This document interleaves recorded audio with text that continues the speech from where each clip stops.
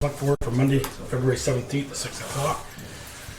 Review additional end agenda for items or adjustments. Anything? Nope. Public forum, anything anybody want to add? It's not on the agenda? There you go. Item public forum? Yep. Yes. Okay. Yep. Okay. I'll probably do it from right here. Okay. Yes. Okay, it has to do with a perpetual problem and a real aggravation that I bring up every now and then. It has to do with the intersection of Garfield Street and North Street, where the owner of the building's subcontractor, whoever does the plowing there, piles the snow right at the intersection, and after this last storm, the pile went out into the travel lane. What it means is that if you're coming down Garfield Street, you can't see what's coming up the north, toward the north. So my wife, after the last snowstorm, my wife nearly got picked off there.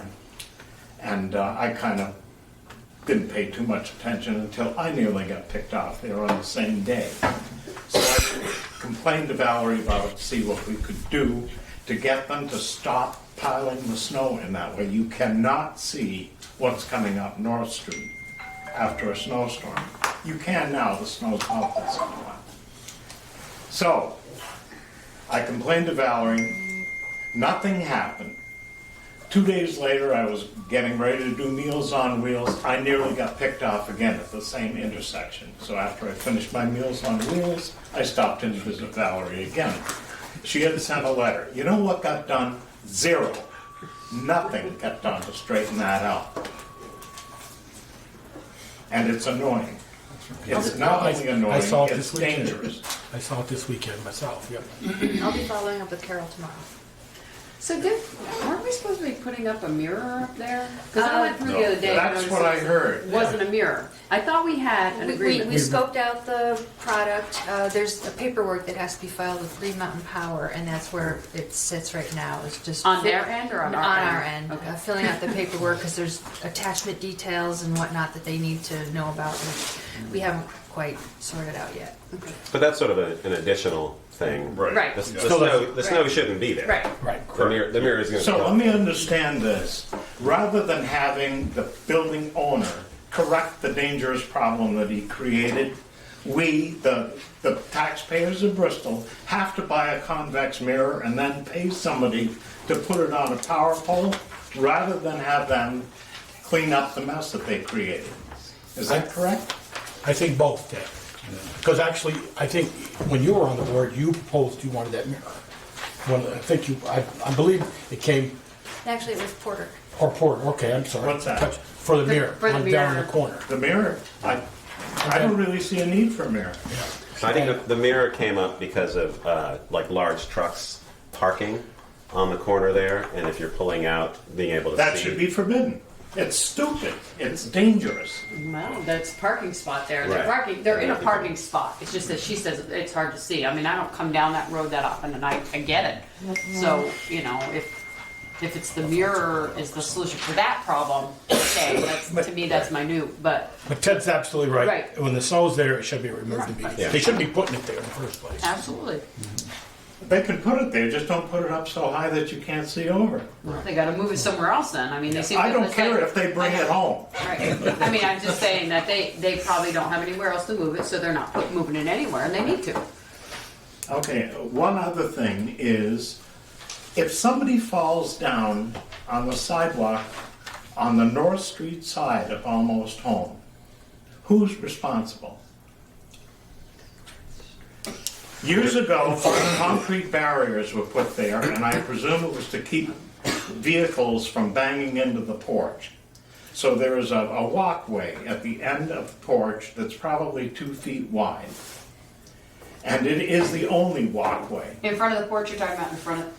Almost on the front North porch. Street side of the building, the front of the building. If it's, It's outside, about- if it's outside of the right of way, it's not the town's responsibility. Which it must be, because it's on the back side of the parking lot. It's right tight to the store. Right. So it is, whose fault is it who gets The property in owner. trouble if somebody falls down? That has not been maintained yet this winter. It's not the town's There's sidewalk. at least an inch of slick ice on that right now, and there's no other place to go. If you're walking up North Street, you have to go diagonally across the driveway, enter this 2-foot wide walkway that has been created by the concrete barriers and the porch, and then get out to Garfield Street where you can then go down Garfield or continue up north.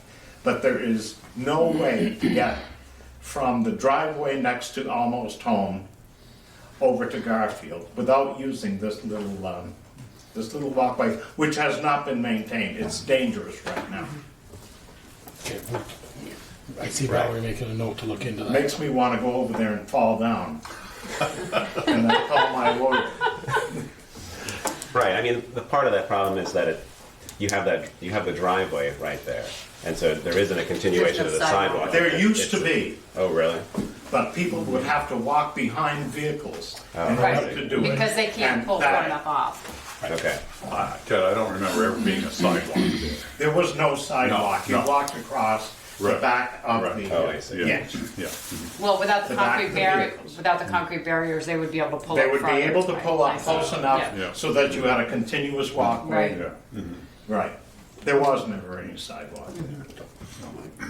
If there was, they wouldn't be able to park on it and they'd lose all Well, their they- parking spots out front. Well, they drive across it, but no, there wasn't ever, 'cause, I mean, I go back 50 years when my parents owned that store. There wasn't. So the town can't do anything to make them maintain that little narrow sidewalk. No, I really. don't think so. I don't think so, Ted. Anymore, we can tell you to shovel your front sidewalk. Yeah, I know. Okay, that turned Anything out else? just exactly as I thought it might. Well, Valerie, I see her made 2 notes, and she's going to Carol that she can't put the snow on top Try of it. social media too. Anything else? Anybody else? Good night. Night, Ted. Okay. Bye-bye. Police District Public Informational Meeting. You have the warning there in front of us. This is the first, if anybody has any questions on the budget of the, this is our, we'll put on our police advisory, or police Commissioner? commissioners' hats and open up the informational meeting for, this is to ask questions for the last year or upcoming. You should have out on the website, Article 1, it's the police budget. Article 1, with the voters of the Bristol Police District adopt the proposed 2020-21 fiscal year budget in the amount of $452,370 and a portion thereof in the amount of $403,020 to be raised by a district special assessment property tax. The tax rate on the 2020 grand list of the property in the area included within the district sufficient to raise said special assessment property tax sum is tax determined by the select board. So this is the first of 2 informational meetings. The next one will be Monday night, March 2nd at 6 p.m., an hour before town meeting begins. So does anybody have any questions on the budget? Or for the chief? The chief is here. If you have a question for the chief. Hearing none? Okay, we'll go back to the regular business of the select board. I'll close that. Close that meeting. That means. Update on truck number 2. Must be that everybody's really satisfied. So, of the low pro reconsiderations of options, Eric Coda, Public Works Foreman. Come right up, Eric. Told him, get me like that. You're already Deep sighing. sigh. That's not good. Okay. So we set the truck back up again to do the warranty work on the exhaust system like you wanted. But there's another code on it. So they have to fix the code before they can do the warranty work. So that code costs us $4,500. Didn't get the warranty part of the exhaust fixed because we needed a truck because there was a storm coming that day or that Saturday, so we needed it back. We went picked it up Friday after work. And now it's back doing the same thing again. It's back smoking, starting to lack of power again. So Was that the $4,500 fix? I mean, The what was the $4,500 fix? every time it goes up there, before the $4,500 was $1,600, and that's supposed to be cured it. When they did their test drive and everything, there's no smoke coming out. Everything ran good. We drive it back, runs perfect, runs good. and you drive it for a couple days, and then it starts back in again. So we took it back up, like you guys wanted me to get the exhaust. Well, there's another code, ended up being the high pressure pump. And they haven't already replaced this. No. The pump alone was over $3,000 for the pump. And then just recently you did something with a pipe, $1,200 And pipe? $1,200 for exhaust system that we had to put on because the driver was getting exhaust in the cab. And that wasn't part of the warranty work for the exhaust system? Nope. There was Look at holes in screw. it. Holes in it like that. What's the work that's being done then? I don't know. Yeah. I mean, I just, when it has to keep going back for the same problem, it seems to me Right. that they should be covering that. Well, they cover their parts and warranty that they did to the truck when it originally went up. So the high pressure pump didn't get replaced. All they did was they changed the DF part of the exhaust system. They didn't change the rest of the exhaust system. Which if they would have looked at it, they would have said, well, you got a bunch of holes in your exhaust system, you should change it. They didn't. So the driver was complaining about his eyes getting irritated and headaches and stuff. So we pulled it over to the pit, checked it all out, and there was pinholes and holes in it all through that exhaust. So cost us $1,200 to get that fixed. So there's it's So- over $6,000, $6,500. If it goes up one or two more times, you guys have bought an engine. Which, Without having bought an engine. Yeah. without buying an engine, which back in late October, equipment committee said put an engine Put in. an engine in it. And then J&B Said told that us they didn't need an engine. didn't need an engine. Needed about $9,000 worth of work versus $25,000. Yep. And now we're close to $20,000 Close to over. 20. And we don't have a new engine in it yet. So my proposal again is to replace that truck now, get the bids going, so we can have it for this winter coming. The longer we wait, the more money we're gonna put into it, because right now, if it goes back up for the exhaust warranty, they're gonna tell me that they can't warranty it because it's gonna have another code in it. So then you're gonna dump another. Do you guys see the codes? No, it Yeah, shows because up as just as a triangle. We don't have anything that Okay, so, actually. but you do get something on the dashboard that says there's a You problem. guys don't have the computer? But you don't have the We computer. do. It gives us a limited detail, it gives us a number Yeah. on it, what the code is. It doesn't And you give have us. to look up the number. Yeah, it doesn't give us an explanation or a repair or anything like that. It just gives us the number of the code. But we do have one that we can plug in to get the code. But again, they're not gonna warranty the exhaust part until that code is rectified. Right. That's on the truck now, if it happens. I don't understand why they can't do the warranty work. I Well- can't understand it either. They rectify the code that day, Yep.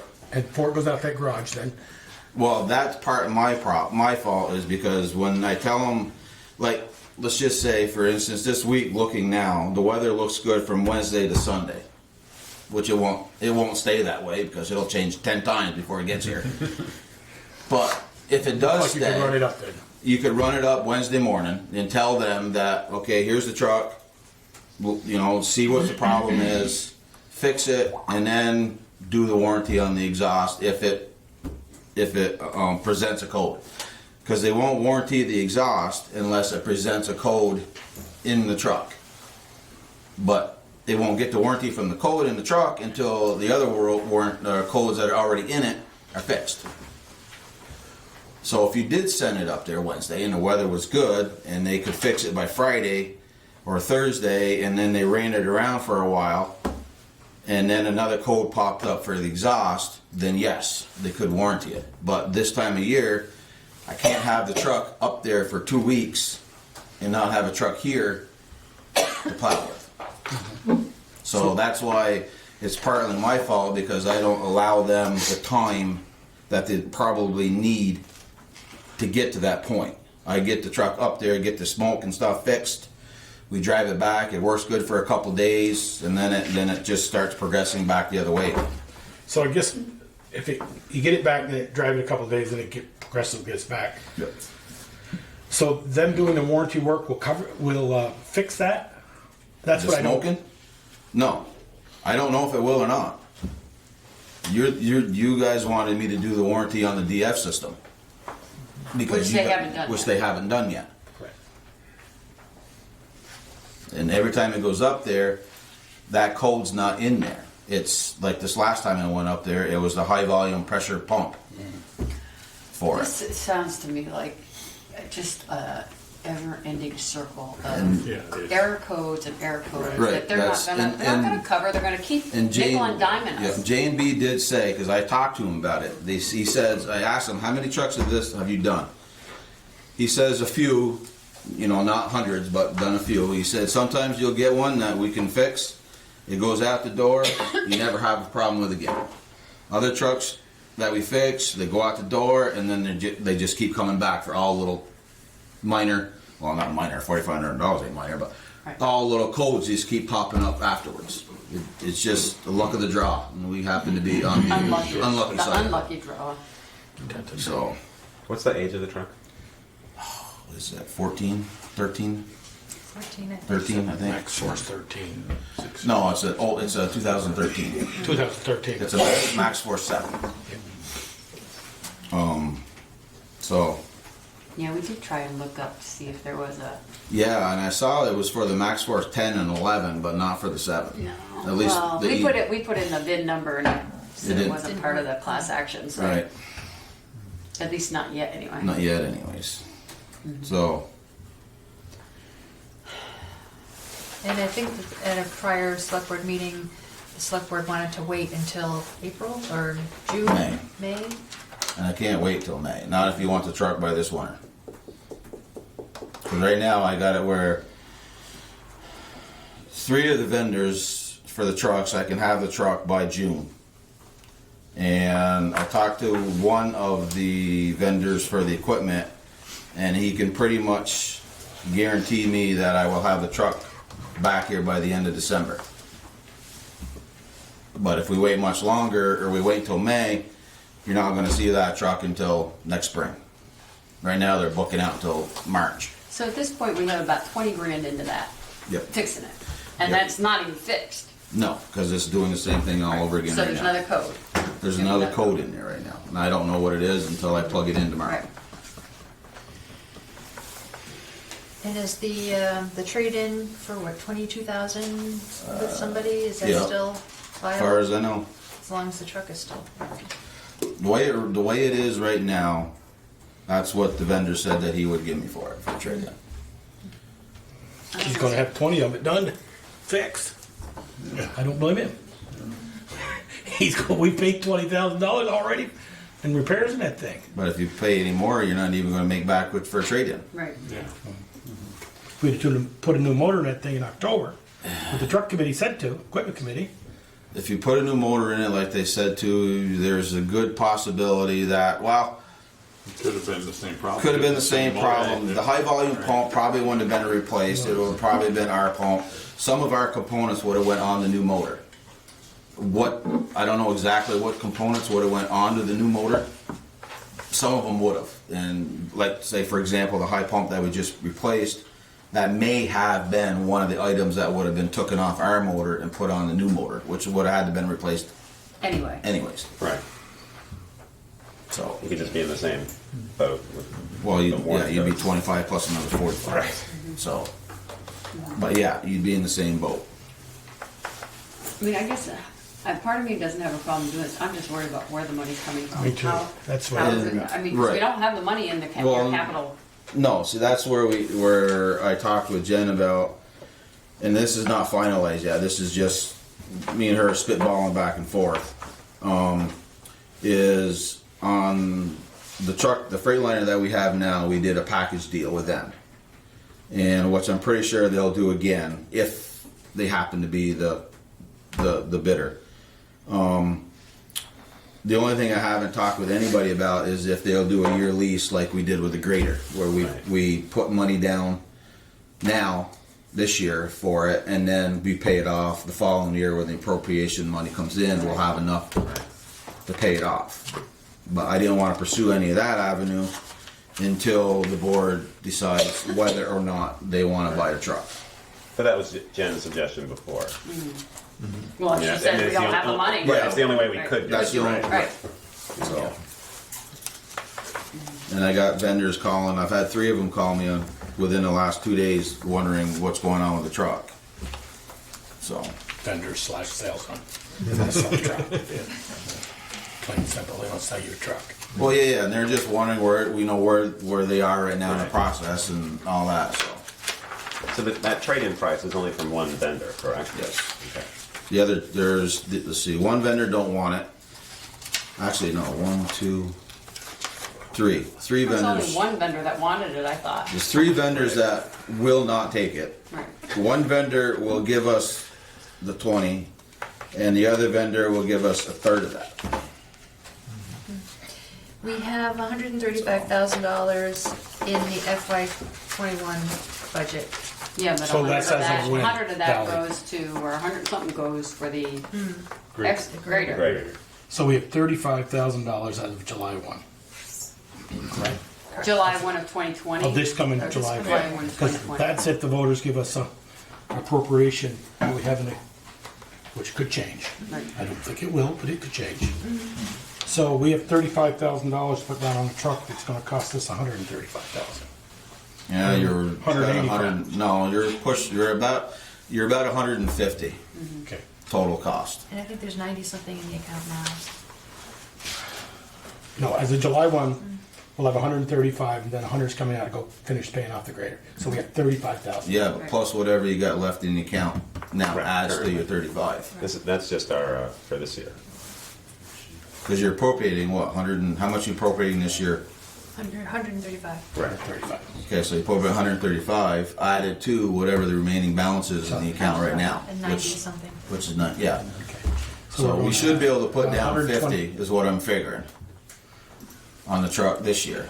Valerie, tell me how much we're going, we have 90,000, Roughly. right, roughly. And Plus- then we're going to put in 135. Correct. So we're going to, then we're taking 100 out of that 135 back out, pay Yep. for the grader. Yep. So we're going to have $125,000 in real money to put down on the truck. It's going to cost us about 150, About 150 plow and everything, including. total. Plus the trade-in. Plus the trade. No, that's Depending on- including, Oh, that's That's after including the trade-in. trade-in. yeah. So. Okay, so we're going to be about $25,000 short. Yeah. So that's where you'll want to, That's where I was gonna put 50 down, so we don't drain the account. And then next year, the following, not, July this year. 2021. Yeah. Right. When you do the appropriation for that fiscal year, then take the remainder 100,000 out of that to pay the truck off, and then you would be back to square one. Yeah, And- well, and then it- you're gonna it have to wouldn't be- readjust your capital Well, plan. Yeah, it wouldn't be any different because we're supposed to be buying a loader, which the loader We're is set back. 175,000. but you thought you. But we set pushed that back to One year. offset for the truck. Right. So if we do this, we should be back on track again after we pay the truck off. We should be back on track for the rest of the items. Nice knock on wood. Well, that's if we can do the loan, Right. right? Similar to the grader. And we don't know, do we know for certain that we can do that with? Okay. No, I'm assuming so, but Don't assume until you get. yeah, I know. It's not the same vendor as the grader, correct? No, No. no. John I Deere haven't- usually does that with equipment. I've not heard too many truck dealers that do that though. Yeah, there is. Is there? Yeah. The reason I have, like I said, the reason I haven't pursued that avenue yet is I didn't want to pursue that until I got the word that we're going to buy one. And if we're not going to buy one, then there was no sense of going down that avenue. So, I mean, I get what you're talking about, the codes. I mean, the bus you see in my yard all winter long, had the triangle on it when I came home from Mill River Monday night or Friday night. Took it down today, it went away, put it on the computer, it went away. yeah. And they said drive it. They've got 12 of them down there with that Max Oh, Force yeah. motor in it. The motor's gone. 2013 for that Max Same Force. thing, yeah. And they're not bothering to replace the motors or anything, they They're just just junk running it. them. I said, what about mine? They go, when it breaks down, we'll get you another one. We're not putting any more money Well, into it'd it. be pretty bad if you got a bunch of kids on that bus and it Nah. breaks down. They break down every day, or not every day, but runs great. But sometimes No, I know. that triangle comes on and the code. Yeah. So No, I'm trying to get it done so that way we don't have. I'd like to. Because we're gonna, if we don't, we're gonna miss it. Well, no, we're just gonna miss this winter. Right. Well, And I don't think we really need to order a truck. Everybody's gonna- There are trucks out there in this New England and this Eastern Seaboard. You pick up that Truck Trader magazine as you have and I have. I mean, it's not Sheldon, it's not J&B, it's dealers that got 1,000 trucks on the lot. And they got those on the lot sitting there ready to go. yeah, the cabin chassis. The cabin chassis. And, doesn't need to be ordered from Mac or International or it goes into the queue line. Yeah, but you're still gonna have to have somebody modify it for you and pay. Exactly what them. I'm saying though, but they're saying you're not gonna have a truck until up to a I see what dealer, you're saying. a truck dealer or Yeah, because manufacturer. this one here would be built. This would be built.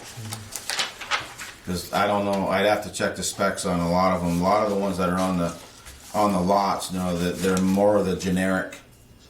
So they won't have, possibly, I shouldn't say won't have, I should say possibly. Possibly won't have the lock and rear end, the heavier spring, the suspension. Definitely, I'm almost guaranteeing you they won't have a 20,000 pound front end. Right. That we need, that we, for the plow, they'll have probably a 16. And even so, you don't know what you're getting. They Right. traded it in for some reason. No, No, brand new. he's talking Brand a new. brand new, These are brand new trucks. brand new cabin chassis. Okay. But you run, with that, even though we could wait, you run the risk of not getting, possibly not getting what we want, What we need. or what we need, right? What you want, and, yeah, what you need. Yeah. So possible. with the vendor that's offering the trade-in price, are we happy with what they're offering in terms of the replacement? Because I know you were looking at Freightliner or Mac, things like that. With that particular vendor, you're happy with what I they're am. offering? Yeah. Okay. And that's going to be suitable for what you...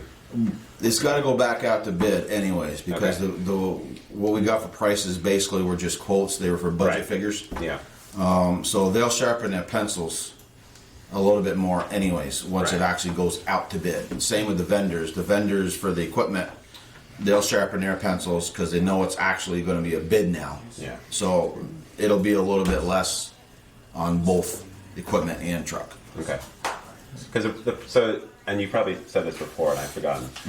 The original quotes that you got were like 104, 119. You said it's up to 150. Is that just the additional with the plow and things like that? Yeah, that's Okay. the total truck and equipment. Okay, combined. and this is just those prices that we talked We're about just a few truck. weeks ago. We're just truck. Okay. Yeah, because the equipment runs around 65, 68,000 Okay. for the equipment. Got it. Okay. Okay. What's your pleasure? I think at this point, I've been very hesitant, but we need to move forward with this because It's just gonna keep bleeding. it is. It's just going to keep sapping us, and I think this whole business of it's warranty, but if it doesn't come up on code, and you up there and say there's something wrong with it, well, it didn't come up on the computer.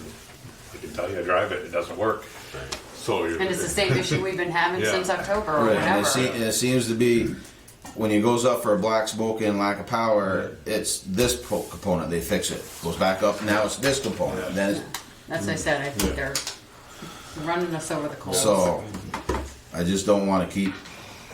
I just don't want to keep bleeding money into it if we don't have to. And plus, it's your time and two Right. people going. Yeah, well, through it's two people to Yeah. go up and back. it. So. With vehicles, right? Yeah. Yeah. yeah, 2 vehicles, one way. Yeah, I say we move forward with getting some bids and Yeah. And figure out whether they can do the lease with Yeah, certainly that would So be you got some that big- would be part Yeah, of it's the gotta be bid. big. yeah, would be the Would be least. part of the bid. They'd have to lease it for a year.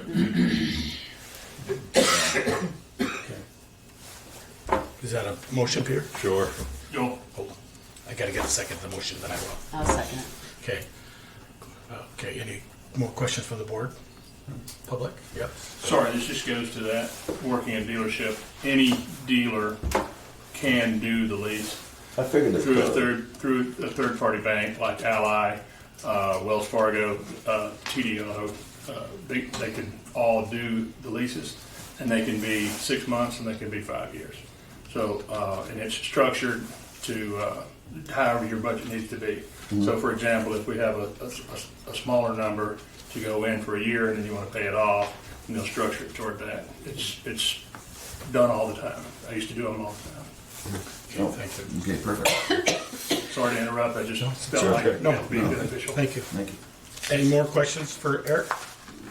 All those in favor of purchasing or getting bids for purchase of a new truck please say aye. Aye. Opposed? No. That was a no? That was a no.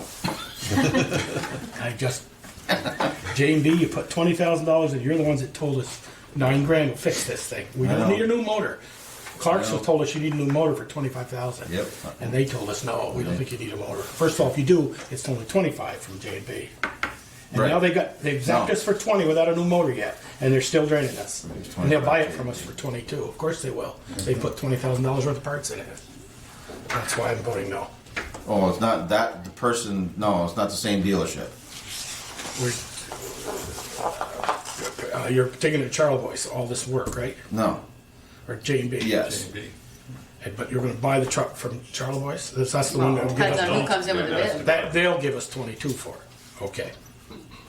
All right. So maybe I still won't change it. No, that's okay. Sorry. I just wanted to make sure you knew that it wasn't No. the same. Okay. I was not the same same dealership. place. I thought it was the same dealership. No, it wasn't the same place.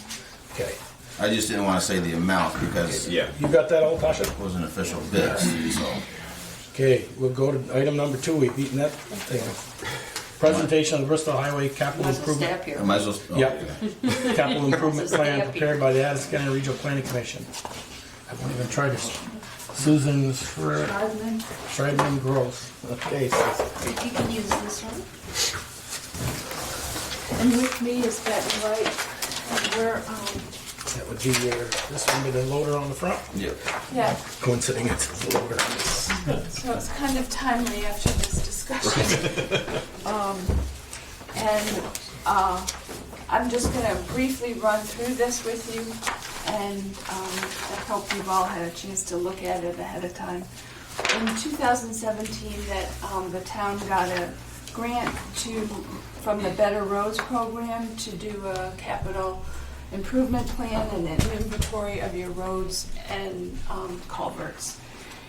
And basically, Benton went out, Eric went out, I went out a little bit, and so this is not Addison County Regional Planning Commission's document, but it's really Eric pulling stuff out of his head after doing the inventory and working through the material. It's what's in there that we kind of put down here for you. You have, just briefly, you have 36.45 miles of Class 2 and 3 roads. Approximately half are paved. 5.6 miles of Class 4 roads, 315 culverts, and 719 segments. The culverts, the capital improvement program lists your culverts by condition, and I'm not going to read how many are good and excellent, but it identifies the culvert and the condition and which segment of the road is in. So A&R went around and allocated 100-meter segments for each road, or 328 feet. And Bristol has 719 road segments. And they asked the inventory was to look at each segment, see if it's hydrologically connected, which is within 100 meters of water, downstream from water, and pay attention to the segments that are determined to be hydrologically connected. So Penn went out and did that, and you have 337 segments that are not hydrologically connected that you really don't have to address as part of this municipal general roads permit. You have 201 segments that fully meet the state standards, and 61 were not assessed because they were either on roads that weren't passable, or that private roads, and you might want to consider looking at those in the future and maybe reclassifying them, because the state requires that roads be brought up to certain standards to address erosion. This all came out of the Clean Water Act, and those segments that have gully erosion on class 4 roads, which were most of the non-assessed roads, I think, are class 4 roads, if you have gully erosion, you would have to address that. And you probably don't want to spend taxpayer money on that kind of thing. So just down the road, pay attention to those non-assessed. The rules may change. As you know, the state changes the rules with these A&R regulations. And but right now, just to let you know that, 61 segments weren't assessed. So of the segments that were assessed, we're particularly concerned of meeting the deadline of 2025 for the segments that have a slope of over 10% and became high priority or very high priority. And the prioritization scheme that Addison County Regional Planning Commission worked with towns on developing was based on 3 factors. We looked at the erosion risk, the slope, and the phosphorus export potential, so that those were the segments that had the most potential for erosion that would flood out and get ruined during a storm, and also that the state wants fixed by 2025.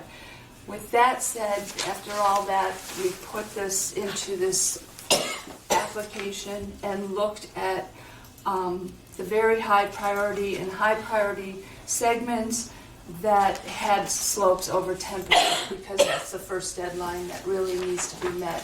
And you have 15 segments that are very high priority and 2 segments that are just high priority.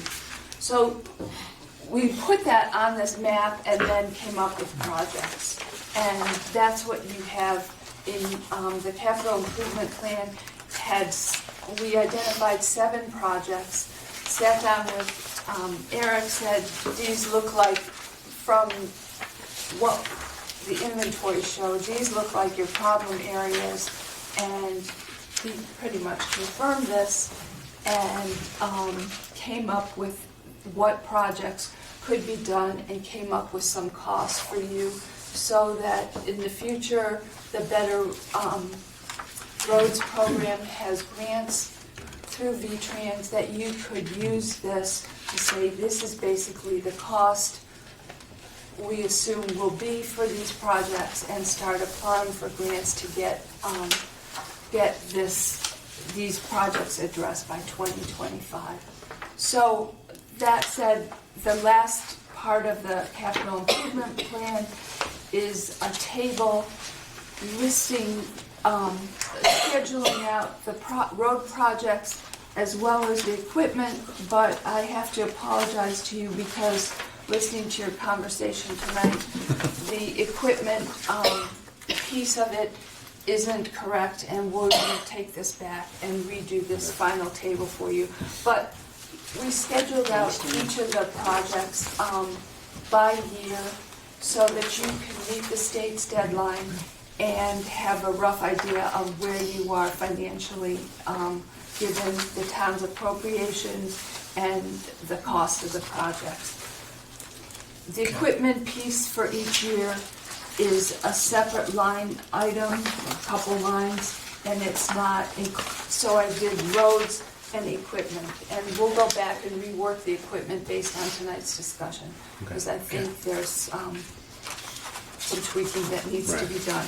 But basically, that's your capital improvement plan, which is a guide. I mean, it's subject to change. If Irene happens next week, we could just throw this away. But in the meantime, it helps Eric, I think, do his job, and you understand what he's facing in addition to all the other work that he does, and have an idea for some grants of where to get money and how much it's going to cost to fix the roads. Okay. Can I ask questions? Yeah. Sure. So in the section that says road closed, what does that mean? That means the culvert's there, but it's not functional, or it's What page are you? that page 5, the first section? Those are culverts that are closed. So each, Closed meaning what? We don't Closed, use them yeah. anymore, or They- they're they- stuff so you can't No, use they're, them? they're probably just stuff that need to be flushed, would be my guess. Yeah, or there's sediment which is clogged up. The Yeah, one side or of it the entirely. top is buried over or You something. see like some that. buried in shoulder, buried not found. It's like, okay. yeah. That was one of my questions too, Michelle, was not so much as one culvert, but was this done like the beginning of the spring before we did any of our maintenance? This was done over the summer. Yeah. Or not over the summer, but August and September. Okay.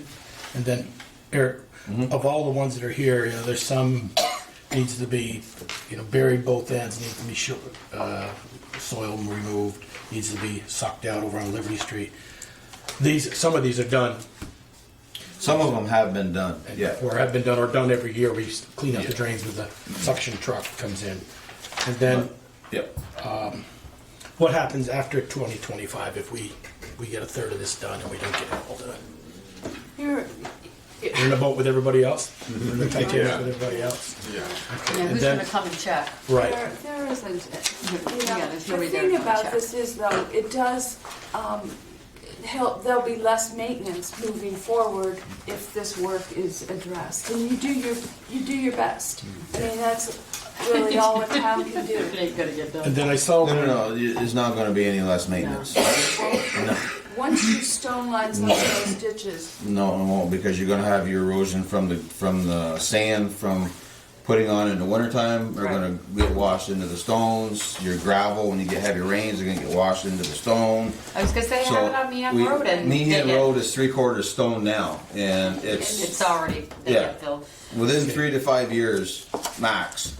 You're gonna be digging that all back out again. Okay, one of the things, a couple of things on the list, and then one was a map. I didn't see the Mountain Street School one on the map, but I see the Basin Street, which we're going to talk about right after this presentation.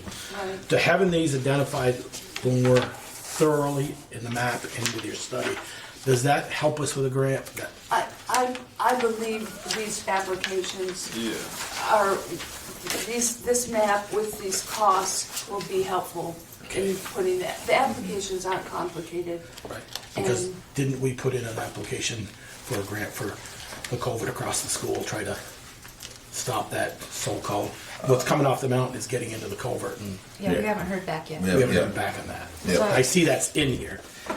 Just says Mountain Street, unknown, material unknown, and needs cleaning, yes, and nothing else. Well, some of those on Mountain Street aren't actually. This says it. This addresses stormwater separately than culverts. So Mountain Street, the one that had the Across from the school with a across from the school during the Halloween storm. Right. That's not addressed in this specifically because the way stormwater systems are evaluated is at the outfall. And so that was the inlet to the stormwater system and not the outfall.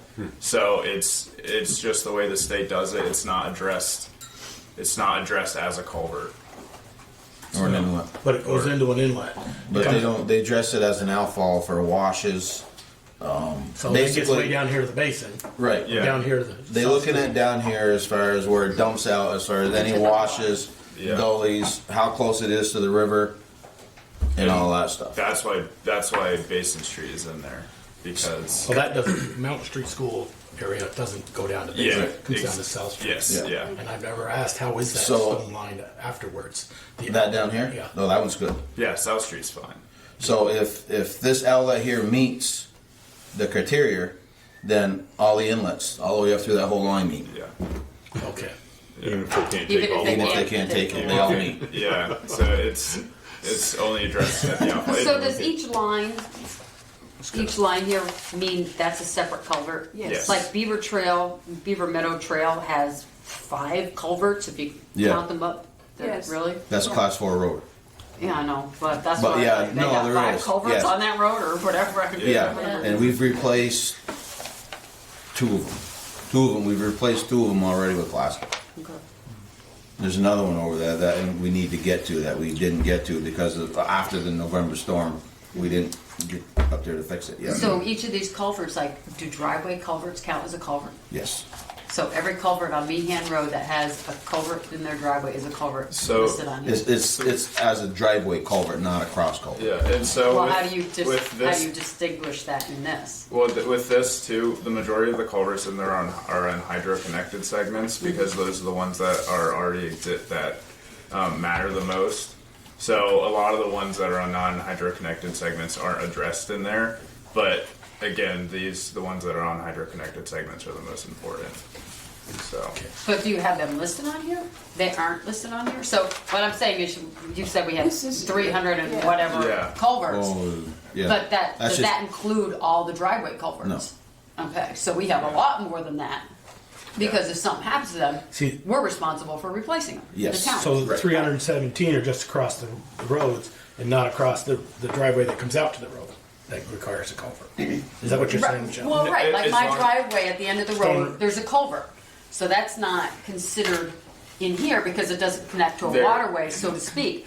But if, They are considered in here, just not. So if it's a driveway culvert in a non-hydro connected segment, it likely isn't counted in this plan. That's Right. But if it is in a hydro connected segment, so if it has some strain on it because there is drainage happening, it's in this plan. And additionally, so as an example, I'll give.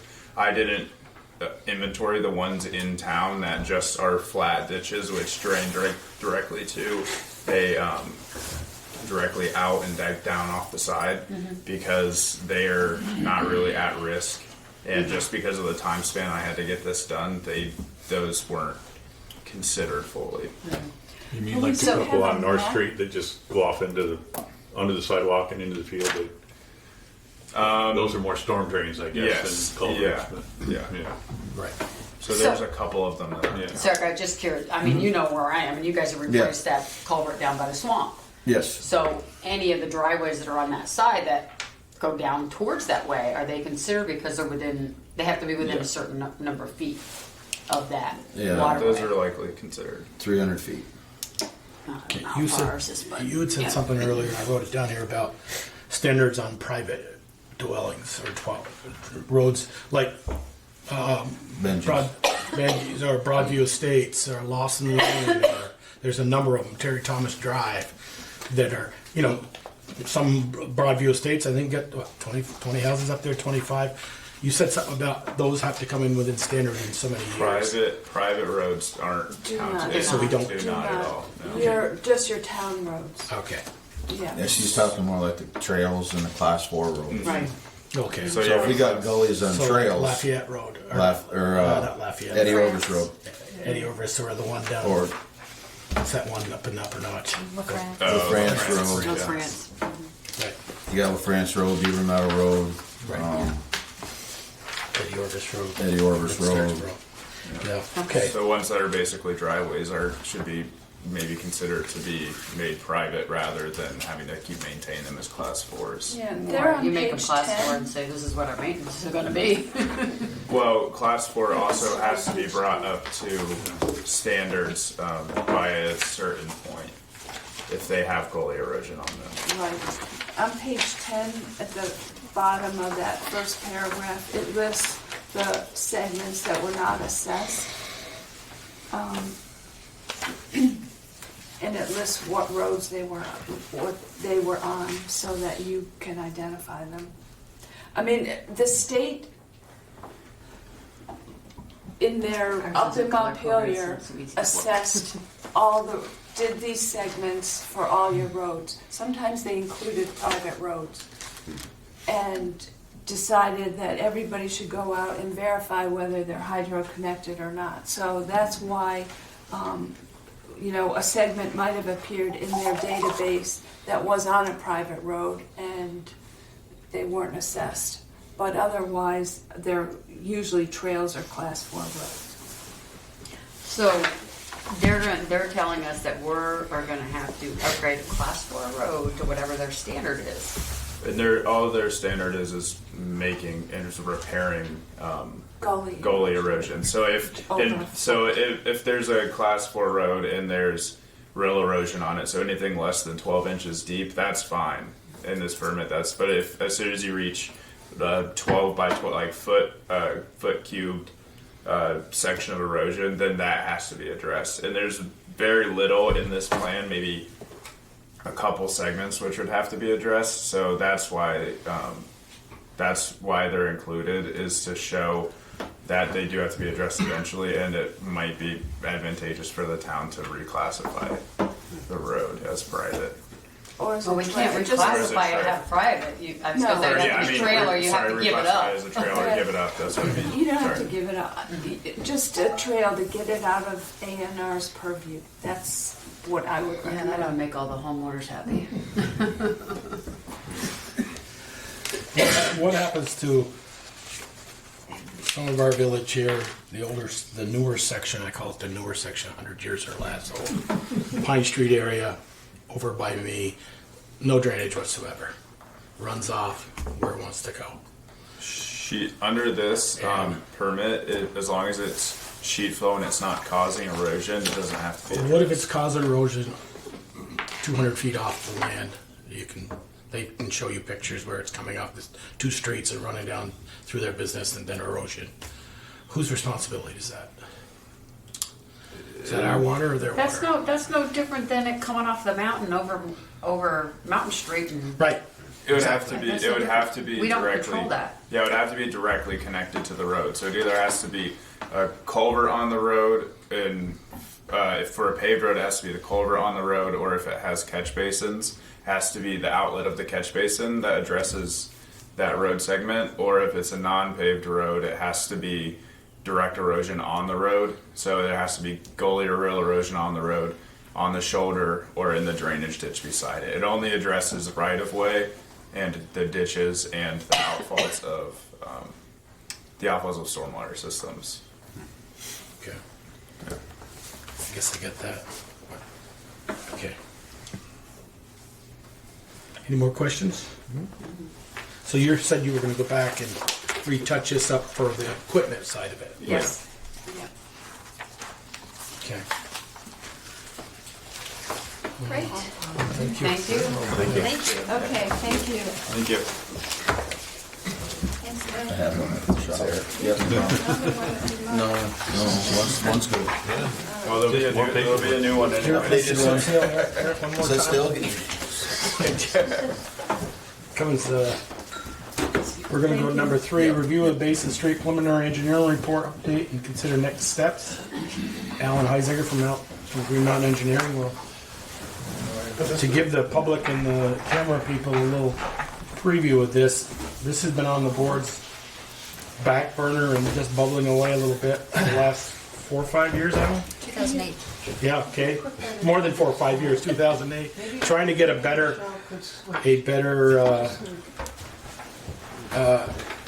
landing, what we want to call it, or coming out of the basin instead of the cars now have to come up that road, take a sharp left, and they park in the, I don't even know what it is on the sidewalk there.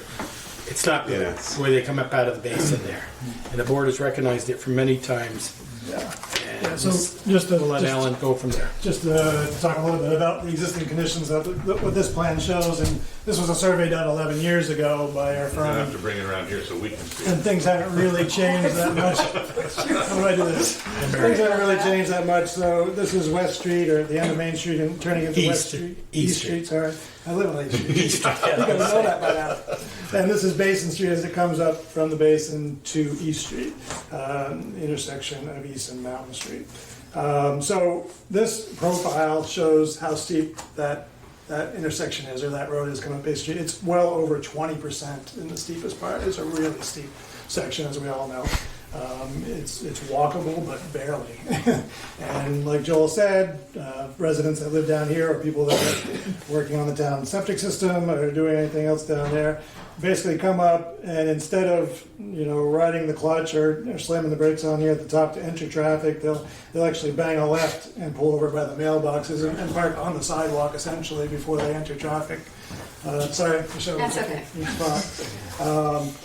We looked at a few different solutions for this situation, and again, bear in mind that this is private property. The town doesn't own this piece of land right here, but it obviously would enter into any solution for this just because there is no other space to do anything. So 11 years ago, we did a report. We looked at some walls, crib walls, trying to shore this up, and obviously those were very expensive options. The recommended option at that time was actually to fill this slope in at a 3-to-1 slope, realign the road slightly to gain a little bit of extra horizontal distance so that you could have a spot for one car to basically sit at a 5% grade before it entered traffic.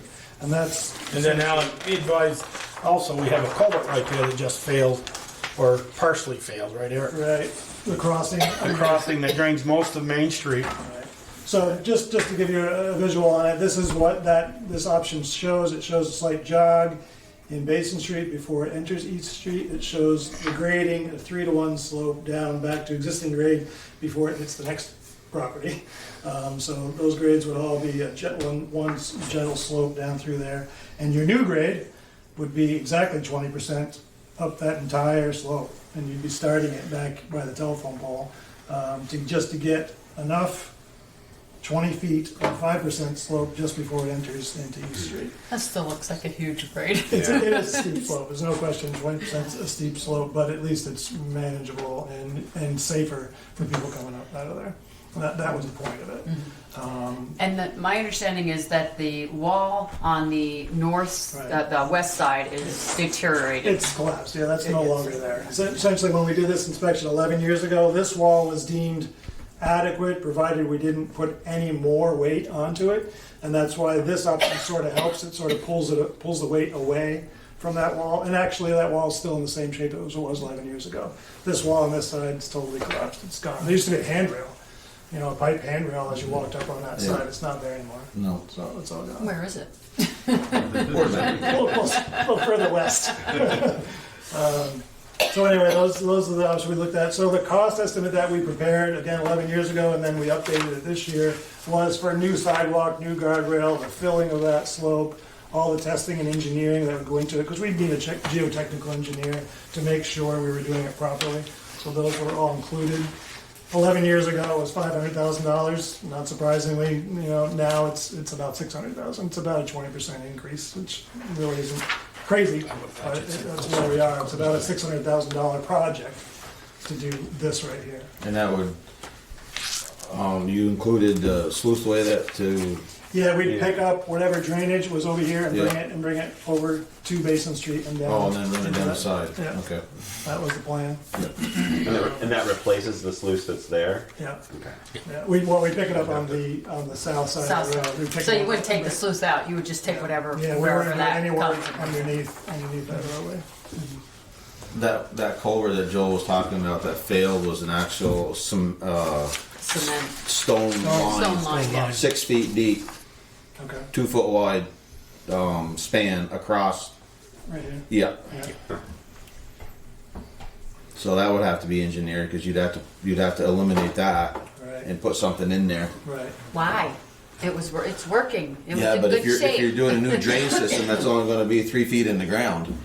It's gotta be raised up. You got to raise the bottom of that, either that sluiceway or Well, take it out. I mean, there's obviously those could be deep, whatever we pick on this side or put on this You side. could go be down to the plenty bottom deep. of that and then go Exactly. around. Yeah. Yeah, so. Yeah. Well, I wouldn't It mess really with is sort of an It's not working. assessment when we get to that point Right. during the design to see if we need to go across the river or not.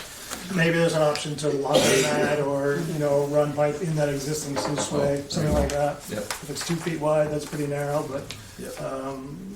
we really would have to look at an analysis of all the drainage that's coming into that point to make that decision. So this was option 3, or Yeah. there were 3 options Right. originally. Right. This was the least expensive. Do Right. you remember what the cost for the other 2 options were? They were well over, I mean, I don't have them in front of me, but I don't have the report. Do you have we didn't update those options in Okay. this update. Right. We only updated the recommended option at that time. So if this is 600, those are like over $1 million, Yeah. maybe? Okay. Yeah. That I know was one of changing them the was a road. looping Yeah, around. one sort was of one in- was like do something like Right. this. Another one was walls, and it just becomes really expensive. Step When you walls, start to right? build Step walls walls. that high, it just becomes really expensive.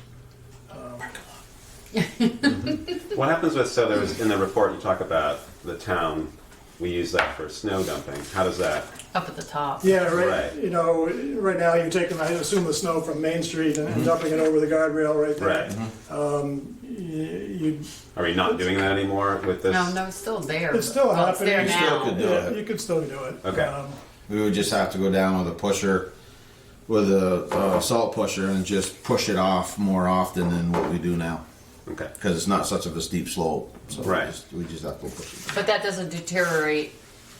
It's not recommended, let's put it that Right. way, Okay. and it might be better if it was spread out rather than concentrated in one location, but, you know, you gotta put the snow somewhere. Right.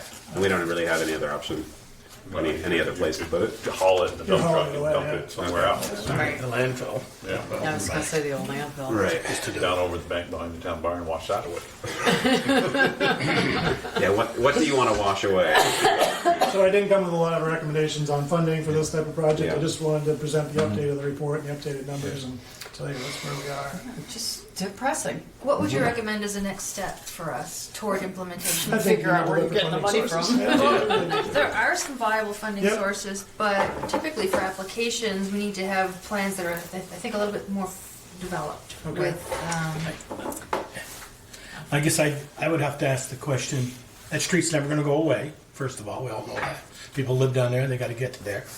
We Our have septic system down septic there. system down there, we have our water pump, water department's got a building down there is, to do 600,000, have one spot at the top, or do $1 million, $1.2 million, I don't know what that number is. You didn't have the drawings with the road, did you? I didn't bring the other drawings now, but they're in the in the old report. Future of 50, 100 years, I would say, you made the right decision and spent the better money Right. with the road. Yeah. That's all I'm, Yeah. would that collapse over time with the walls like the walls that we have there now, that one is already given away? Right. No, obviously, you Guess know, I'd have to ask that that's why question before that's why we'd involve a geotechnical engineer, so those walls would be designed to today's standards versus, you know, something that, I don't know who designed that one, you know, Right. 100 years ago or more, but likely it wasn't designed. Right. So, yeah, those more expensive options are still on the table. You know, they still got, even with a one spot at the top, they still got about a 20% grade To get to overcome. that point. Yep. Right, right. The good thing about that grade is it's a short distance. It so is a short distance. It's not like you're going 20% for a mile. You're going 20% for 150 feet maybe, if it's even that long. You still pick up speed pretty good when you're going backwards. For sure. So for this particular plan, like for people living down there driving up, you have that little area. Right. But for our trucks going down, were the other plans a better solution? I know that you keep talking about the plans that you're not talking I'm sorry, about. I'm sorry for not bringing No, them no, up, but I don't know that they were any better. Okay. I mean, they were more indirect, that's for Okay. sure. They were kind of coming across. And then, I guess the other option, or thing we should consider is we need to approach this landowner. I was just gonna say, Right. you're not talking, doing your anything without other permission plans from are them. putting it across Right. property that we don't own. And it's property that's really not developable or usable Right. at this time, so there's not a lot of value to it. But I think approaching that landowner Unless you to want see it. if they're, yeah. Right, unless you want it. Right. I know years ago, even before I was on the board, there was talk of some sort of parking structure going in here to solve some parking solutions for the village, and that'd be awesome, but it was, you know, somebody's gonna pay for that too. But that's Are you gonna that's a spearhead big that? deal. I've always said there should be a parking garage right there. Yeah. But Yeah, now anyway. you're talking more than a Oh, million. yeah, I know. You're Well, talking in the a lot. dream, why not dream big, right? Yeah. So another question, Alan. Yeah. This is just top of my head. What about going Level across the 3 river on the approval. pump house road? Yep, then you're talking a bridge that's gotta be elevated as high as the South South Street Street Bridge. Bridge. Oh, okay. So that would Yeah. be still extremely expensive. Yeah. And, Yeah. okay. Yeah, I was thinking that too, is there a way to skirt along this side of the New Haven and get over to the South Street? But, Right.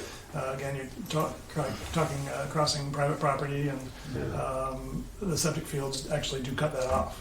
No, but if you went on Yeah, across the North side of the road. river. on Yeah. the side, you know, before the gate and went made your road, and then you Right. did your bridge across Yeah. on the pump house, and then, Right, and Yeah, then you basically eliminate that hill. right. And again, your structure would need to be as high as the South Street Bridge. Yeah. And so then you're talking probably entering the second floor of the water department building. You know, Oh, right. You're right there where the water treatment building is. That's what I said about Yeah. a parking garage. The third floor would be the Yeah. main level street, so you go in and then go down. Yeah. How many issues does Sorry. your group have in terms of getting down there with equipment? Nothing. Okay. Yeah. The only I don't thing think we the have down issues. is the up. Up is what, yeah, down's Okay. going, that's no problem. Right. You can slide down it pretty easy. The upcoming part is when we go to ditch, we normally have to use, if we use a tandem, we usually only can fill it half full Okay. to come up out. And then when I send the sweeper down, he's got to go down empty in order to be able to make it back up out when he's done sweeping. Yeah. If you look at the slope of that grade, I mean, this is an exaggerated scale. Obviously, it's not 1-to-1, but I mean, it's almost a ski Right. jump going this way. So the new piece at the top that accommodates both cars and can accommodate the Yeah. town Yeah, trucks. it'll be short for a truck, Right. but Okay. it'll be It'll a lot work. better than what it is Okay. now. Put it that Okay.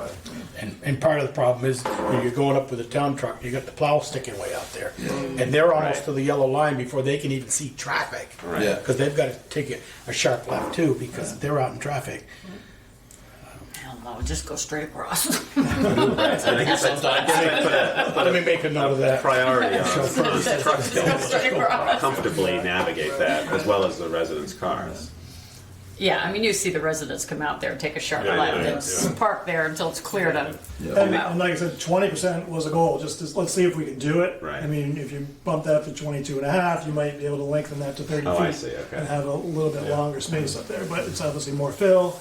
You'd be impacting further into Mason Yeah. Street to start your fill. So you really kind of ran out of space down here because of telephone poles and driveways. Yeah, I was gonna say because the first driveway is about just It's about right at the there. bottom right there. Exactly. It's right there. By the three So you can't be filling his driveway. Yeah. So the wall that's no longer there, does that get replaced or is it just That would be where the fill would come fill. up against the the fill road. just, Yeah. just Yeah, holds up the The road? new road actually would move over onto where that Oh, wall I was see. before. Okay. Yeah. And even beyond it. And then we know we worry less about the other side. Right. Since you said it hasn't changed in 11 years, which is good. So we're moving away from that. Okay. Do you know what kind of permitting is necessary? There's very little associated with that. You're not changing impervious area, increasing stormwater discharge, anything like that. So it's not, it's really, yeah, and this portion of the road is yours, it's not the state. So, Well, it is today. Technically. It is today, it might be tomorrow. It might be theirs. so very little permitting associated with that project. It depends on what needs to be done to it. Whether Right, it's ours or exactly. So you If talked you want to about close it 4th of needing July, it's theirs. more developed plans in order to go to the next step. But I think we should look at those funding requirements closely because you could spend a lot on engineering on this design right here and then not know the answer about funding. And I think that would be kind of Right. throwing money away if you don't need to do it. I wouldn't recommend it. Okay. If they're comfortable with the preliminary step and some broad estimates for funding, I think that's the way to go. Where's the town's property? Back here. Oh, okay. So it wraps around down there. So there's no point if we wanted, if that was purchasable, the hill. Yes, sir. Yeah. But does that benefit us at all? Not really, no. Okay. No, you can maybe buy together two and it might benefit us. Well, and I know some of the owners down there very well, and no disrespect, but if you bought the top and then all the work, you might be better off buy the 4 owners out. And there's really no need of Basin Street except grab a piece of equipment, go down there to service the pumps. Right. Well, you'd have to plow it to get down there. Kind of like we do the reservoir. Yeah, just basically you go down. Okay, I'm just there saying, too. the time you bought the piece of land and then You wouldn't have to keep it $600,000. accessible for fire apparatus Right, or exactly. emergency vehicles or anything like that. completely. Yeah. Kind of like they did with Sometimes you have to look at those things like we did for the water system when we changed from the Lincoln source to the Bristol Exactly, source. we put them drilled all wells wells in and said, Right. there you go, you're on your own. Yeah. Took them kind of off like the they water did with system. after the 90, Peter, what flood was that in Tin City? Not 98. 98. And the governor said we're gonna buy every resident out down here. We're not putting anybody back in here. No. That was FEMA. That was FEMA, yeah. So are there are grant options for these Yes. particular types of projects? Yes, and I believe that in some instances, they can be combined. Yeah. Which we would probably need. Oh, absolutely. Yes. And I think one that is most attractive right now is the Vermont Transportation Alternatives Program. That has pretty high, at least this past year, it had a lot of money available. And it seemed reasonable that it could be combined with other programs, including stormwater management kind of things and the environmental restoration program. Okay, all right, are we done with that one? Any more questions for Alan? Put that on the burner still? Or So leave it? I'm interested to know if we do put together a funding package, I take it as something that the select board would be interested in moving forward with. If we have to, we can't wait until it completely falls in and we have no road. So, But you might want to look at those options, you know, like Joel said, it's cheaper to buy those people out than it is to. I think you I mean, I think you look you're at all gonna the wind, options. you're gonna wind up having to fix something to stabilize it. I mean, Right. even with the trucks going down there, you know, how long is it gonna last before it finally totally caves in? Yeah, but if you were just using that as an access road, you could do something from the shoulder of Basin Street to the west to shore that up versus doing a whole. With the whole thing. wall. Okay, any more questions for that? Yeah. Okay. Oh, Alan's got some good news on the lead pipe. I read his email. Yeah. Valerie talked him off the edge of the, I think he was gonna go to the basin and jump after he wrote that email. Do we always get good news like that, Alan? Yeah, and I don't know if, I think I said it in my email. Yeah. This isn't the first time. Yeah, no, Right. And it it's was- not. So, Drinking Water Revolving Loan Fund, in August of this past year, I invited a representative from the state to come to my office to talk to my engineers about the funding program that she administered for the state of Vermont. And she told us at that time that replacement of lead jointed pipes would be eligible for a lead subsidy of 100% of the cost of the replacement of those pipes. And that's why, I mean, We did Jamie and I literally looked at each other, and I think Bristol like came across my forehead when she said that. And we were surprised because we hadn't heard about that funding opportunity before. And we confirmed it with her, and then we sent an email and made a phone call to her and confirmed it again after the fact. And that's when I made the appointment to come talk to you folks about the opportunity for that funding. And so then we put a planning loan application together because you need a preliminary engineering report. We went through all that, and just as a visual, I showed you this map, which showed that Bristol has about 22,000 linear feet of lead line pipe. And so it's a huge opportunity for the village of Bristol, or town of Bristol, to replace those pipes with 100% funding. Doesn't mean they pay for every little bit of the project, but they pay for the pipe, the trench, new pipe, everything associated with the replacement of the water pipe. So obviously I thought we need to strike at that as quickly as possible. So Valerie did a lot of work, Jen did a lot of work. They put the planning loan application together. We submitted it for review on December 4th. Recently got an email from the state saying that, oh, no, that's not what that fund is intended for. And the woman who came to my office and gave the presentation actually has moved on. She's not with the state any longer, so. Isn't that what It happened was the last time we got that? really The a one who started it left before Wasn't that the we West got- Street one when we were Right. USDA? 100%. So I couldn't yeah. yell at her replacement because obviously she didn't like that can't. decision. I could have. I didn't. have. So then I went up the ladder. I said, who do I need to speak to? I spoke with Tim Raymond since that time, or since that email that I sent. And Tim said, well, if you have it in writing, maybe you should push it a little further. But quite honestly, they have about $2 million a year in that fund. And you're looking at tens of millions of dollars of pipe replacement right there, just in Bristol. So Rutland's got lead line pipe, Middlebury's got lead line pipe.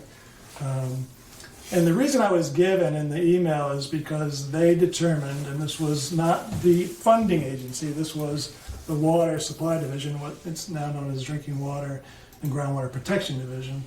They said that the water doesn't come in contact with the lead. And that I was the gonna reason. ask you that. So How does a it lead come? Yeah, oakum. So back in the day when they put these cast iron pipes together, at each joint they push oakum, which is more or less rope, into that joint to plug it, and then they seal it with lead. Well, 110 years later, I'm doubting there's a lot of oakum left in that joint, and I'm pretty sure the water's come in contact with the lead. Now, we're not seeing high lead results in our water, right? That I know of. Get that out there. We're not We're seeing not lead. seeing lead in our water. But if that's the reason, I don't think it's a sound reason. And I could push that further, but I don't know what good it'll do Bristol or myself if I try to push that a lot further with the state of Vermont. The good news is that they still have other funding programs. The 100% was a great deal, and it sounded awesome, and it got us to push for putting a planning loan application together, which is still being reviewed and hopefully will be approved soon. So it doesn't change the course of action in my mind. You still want to replace that pipe over a number of years, and there still are planning loans available to put the preliminary engineering report together, to come up with a list of projects, and to apply for funding as you're ready to do those projects. And they even suggested that we submit a priority list application this month for a project. And I would suggest that we do Pine Street. That always seemed to be the one that rises to the top of priority, and even with you. So my suggestion would be, let's continue with the planning loan application. We'll do the preliminary engineering report as we intended, and then we'll apply for the funding programs as they become available, because we need to have that in place in order to apply. Just like which roads need to work, which street is the worst one in terms of a priority and water line replacement. So I think my suggestion would be continue down the road of doing the planning loan. And if you recall, the terms of the planning loan is you borrow the money to do the planning, and it was a $30,000 estimate for that planning. If you do a construction project, it gets rolled into the construction loan. If you don't ever do a construction project as a result of that planning, you have 5 years to pay it off after 5 years of no interest. So your payments for that planning loan, if you never did a construction project, would be $6,000 a year for 5 years, from years 6 through 10 from now. So it's a pretty good funding program for planning. Although it's too bad you can't keep it separate, because if you roll it into the construction, then it's got 2% added to it. You're right. Keep it separate. And again, it's a fairly low interest rate. So Alan, if we plan for the entire 22,000 feet of it, all the ones like Pine Street and all them, and that's $30,000 that planning grant, or that's $30,000 just for Pine Street? No, $30,000 is the planning grant to put the preliminary engineering for planning replacement of all of 22,000. Okay. So that report is going to cover replacement of all of it. And what it'll do is it's going to come up with projects of a size that you can manage over a year or two. So the Pine Street project might be the first one on it. It might cost, I'm just making up numbers, $500,000 to do that project. And then the second project that we recommend would be the next priority street and water. So could you put all that that might be 530,000. Right. For 30,000 you put in with the loan. Yeah. So the whole thing, and then, because Valerie and I looked at that a few months ago here. If we had Pine Street done, we'd do another year or two. Yeah. And then if we did the Maple down to West, it's all new then. And then Munsell down, it's all new. And Liberty. Yeah. Those three. So it's only part. Yeah, Munsell's It's a only short Part, yeah. Just the bottom half of That's it. the bottom half. one. Right.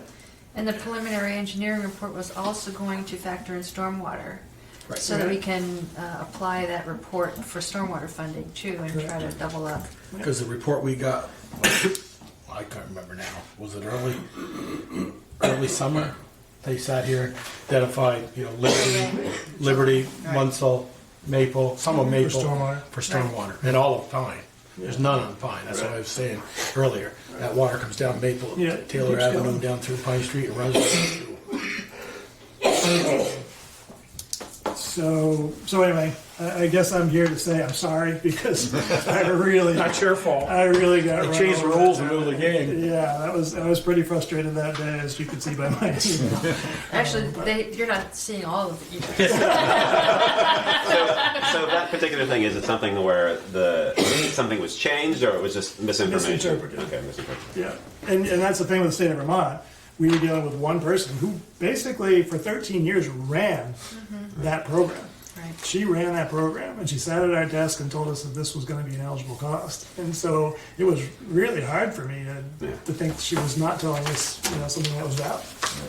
I couldn't doubt it, They can fire her because of this. No, She said, moved "Yeah, on. I'm done." She's actually with the Municipal Bond Bank now, and I wish her all the best. She was really good at the program. I think somehow along the way, she interpreted either the lead subsidy incorrectly, and it wasn't anybody there to tell her she was wrong. So, Well, that's the higher up. What I would like to see done before our water commissioner meeting, which is in early May, right, May, June. is lay out, get some cost estimates for some of these streets. Yeah, We we've can got pick some them, of that like, together. carte Yeah. blanche, and say, okay, we're gonna do Pine because we all know it needs drainage, and it needs to be paved, and if yeah. last That's what year or the 2 years preliminary ago, report will do. it needs it, and then we can say, okay, what's that going to do to the water rates? And the other thing in the preliminary engineering report was the Have these numbers. hydraulic analysis of the entire system. So we're going to do a Right. model of the entire system. So we know if we're going to replace Munsell, does it need to be an 8-inch? It typically does because if it's got a fire hydrant, it needs to be at least 8-inch. But is there an area that we need a larger than 8-inch pipe? So that will tell us that in that hydraulic model. And I'd like to see that model also tell us if it was an 8, it's, because the labor isn't going to change much from an 8 to a 10. Right. It's just what's the cost difference in buying the 10? Right. You're setting it with the machines, the same one going down in, Yeah. the same amount of Yeah, the backfill. pipe price is not a huge part of that. So if the pipe price is 10-inch and you double your capacity, Right. or for growth, then that's something you need to really consider Yep. and think about. Yeah, the last hydraulic model done here was probably when we put the reservoir in. I don't Right. know if anyone's done an update to that since then. So we've done a lot of pipe replacement. So,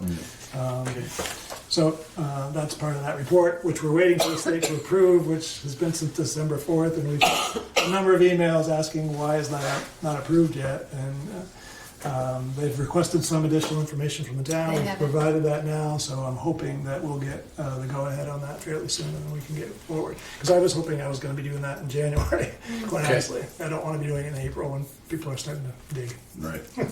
Yeah. Okay. Any more questions for Alan? You guys?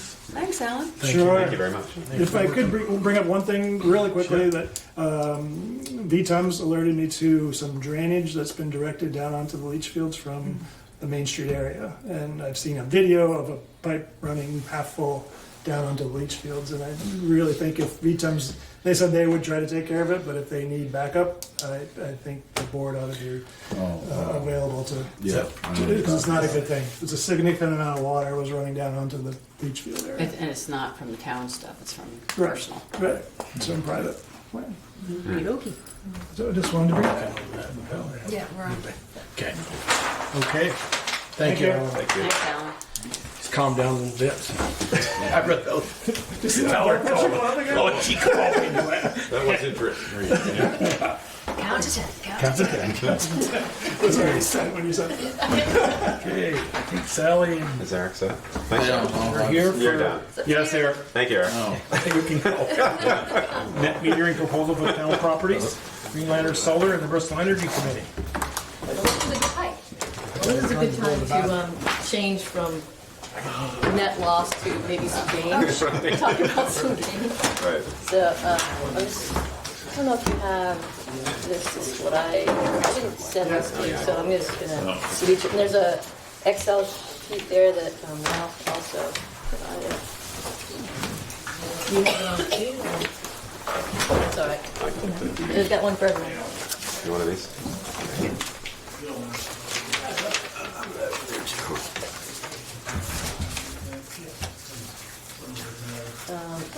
I like the little punchy bit thing instead of a staple. Yeah, I do too.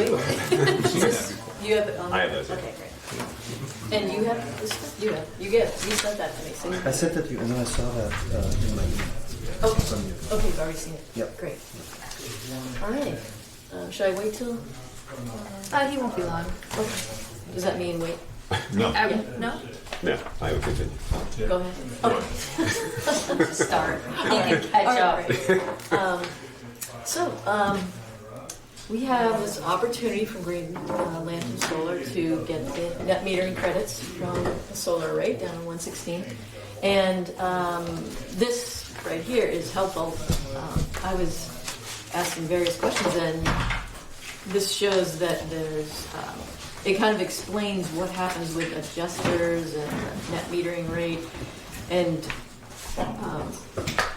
we'd end up, is this, the 114, is that, that doesn't count the tax, Yeah, that's just the Just net metering the credits? off-taker net metering That's great. savings. Yeah. And that is for 25 years. I didn't have time to Okay, change right. it. Okay, great. That's why it's different then. That's why it's a little bit more than the 20 Okay. there. Yeah. So this proposal would be for 20 years, but we could add 1 or 2 5-year periods if we wanted to extend it, if we were enjoying how it's going. Then it just gives a sense of what the town of Bristol will get, and other people along the way or companies get along the way. So essentially, this project is the solar array that's going to be hopefully built on 116, Right. which you came to us about a year ago. Yeah, it was coming And- up on a year ago for Right. the preferred site. Right, and that we were in the middle of the Energy Committee and the Planning Commission were in the middle of the Enhanced Energy Plan Right. that just got approved through the Planning Commission, and we needed to identify a preferred site since it wasn't on land already sort of earmarked as a preferred site. Exactly. So we approved that after having a few meetings with the Enhanced Energy That's already Committee. You're going to be able to build it, right? So We that's received all. the permit. Yeah, Right. he's already got the permit. Right, November. Right. No, what I'm doing, I'm going to sort of explain the backstory of this project for people that maybe don't know.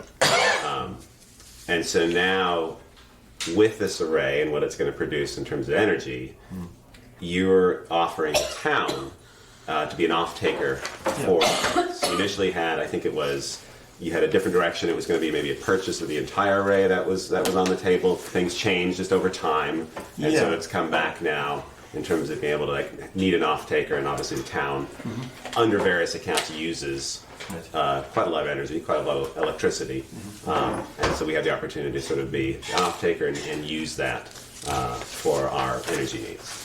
Yeah, and just if I could add a couple of more details. We first started looking at the project about 2 years ago. We applied for the permit right before July 1st of last summer, and we got it, what would that be, 5 months later in mid-December or mid-November. Starting last spring, I guess, we got an expression of interest from a farmer who wanted to actually buy the entire array. But because the array wasn't going to be physically located on the farmer's own property, it ran into financing problems through their usual, I think, Yankee Farm Credit or one of the major farm finance agencies that they worked with. And in the end, the thing just got too complicated, and all the parties just took a step back and said, we'll look for an array to build on their land. I see. So I wasn't expecting this, but I guess about a month or two ago, there was just suddenly an opportunity to find another off-taker for this array. So we're still talking about the array down Off in of South Bristol. 116, correct. Okay. Right. This would be our savings we would get credit for some of that. Yeah, and so the latest calculation shows the array putting out 270,000 kilowatt hours of energy per year, which is more than the town of Bristol has appetite for. So there would be another sort of minority off-taker in the picture as well, sort of a elementary school-sized off-taker, which we're also working on. But what we're proposing is for Bristol to take the lion's share. Okay. I think it's 216 or 218,000 kilowatt hours per year. So if it was something like one of the schools, does Green Lantern approach the school, or does the town work with you on that if we wanted to? Since we've sort of maxed out our accounts, at least the ones that are eligible and can use the net metering credits, do you approach the school, or is it something that We do it. Okay. Yeah, we're always on an ongoing basis looking for basically demand to match up with our supply. Okay. Now, if you have a suggestion, I'd be curious to hear it. But we're hoping to fill that with Right. some other prospects. Would it be something in Bristol, or are you looking? Because you can take it from anywhere, right? Well, anywhere in GMP territory. Right.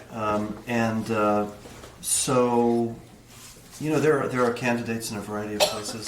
But to give you an example, there's another similar array that we're developing down in Stamford, right on the Massachusetts border. And it looks like most of the credits from that are going to be actually taken by the town of Castleton. So, sometimes the Right. connections can be pretty distant, but we're always Okay. looking But for if ways we to have match up. suggestions, we could make them. If the elementary school, the high school, or something like that. Obviously, they might be larger.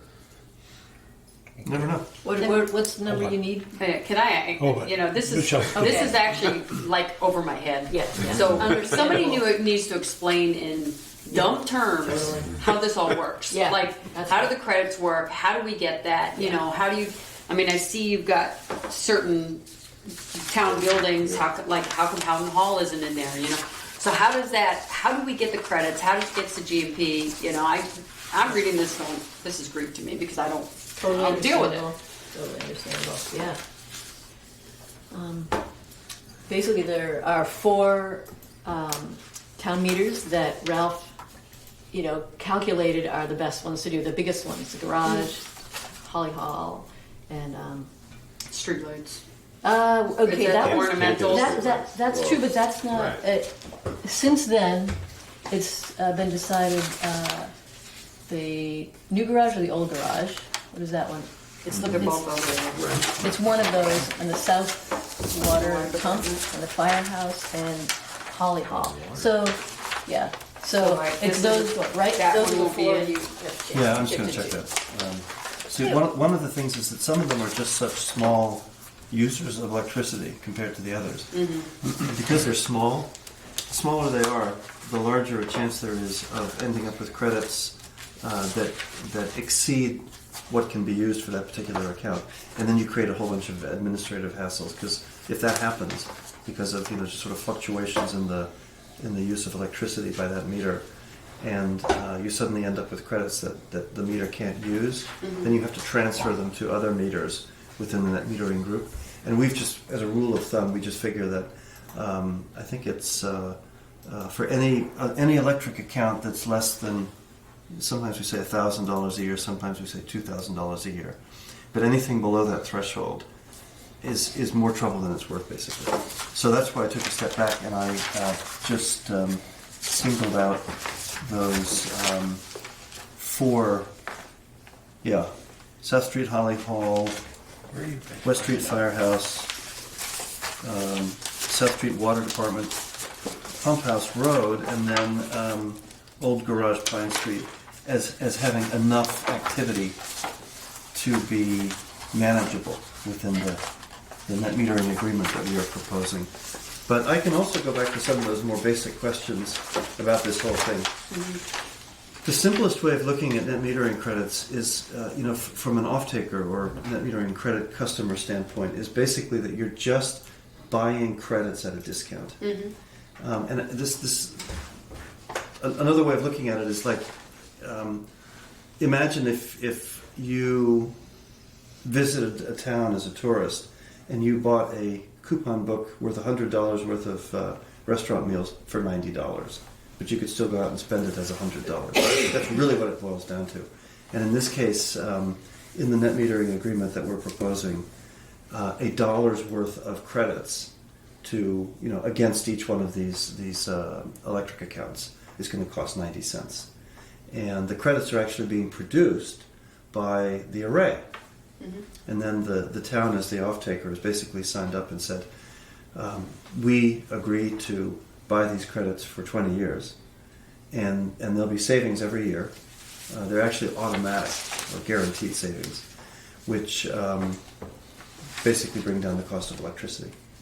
Now you might ask, why is it such a small amount? That's only 10%, or Right. But it's because the town doesn't have to own anything. The town doesn't have to operate anything. The town doesn't have to bond or use tax revenue. It's really just kind of like a service agreement. So how do those credits get to GMP? I guess that's, Well, you know, that- like when you have your solar on your house, it kind of turns your thing backwards. Is how I look at it. Turns your meter backwards. So how do the credits get from you or Green Mountain Solar, whatever, to GMP? So the array has what's called a production meter, and GMP can always look, and so can we. We can always look at how much power that array is delivering into the power grid. Then, because it's a net metered array, every kilowatt hour that gets delivered into the grid has a certain price tag attached to it. In fact, it's 18.417 cents per kilowatt hour. And then GMP's question is, who do we allocate these credits to? And we communicate to them, to their administrator, to put into their billing system the fact that X% of this array is going to go to the South Street Water Department, and X% is going to go to the old garage on South Street, and so forth. So it'll just automatically show up on the electric bill every month as a credit. And in the middle of the summer, when it's sunniest, the credits will come close to actually zeroing out the accounts. So you only get credited what is actually produced by your slice of that array. The administration from the town standpoint is very, very simple. So, so this hasn't been built yet. It was down on 116. So there's a cost to that. And does a Green Lantern handle that cost, or is that? Oh yeah. Because without giving too much details, my employer belongs to a solar field in Pittsford, Vermont. Oh yeah. And Norris Brothers. And Sure. our payment every quarter is almost what we've saved electricity, not quite. We're still saving, as I put it to the CFO, is instead of getting it through nuclear, we're getting it from the sun, and we're saving some money. But they own the array. They own the array. Yeah. So we don't make a payment every quarter to Green Lantern No. to help build this thing. That's right, because we set up That's an another LLC. We borrow money. We have investors.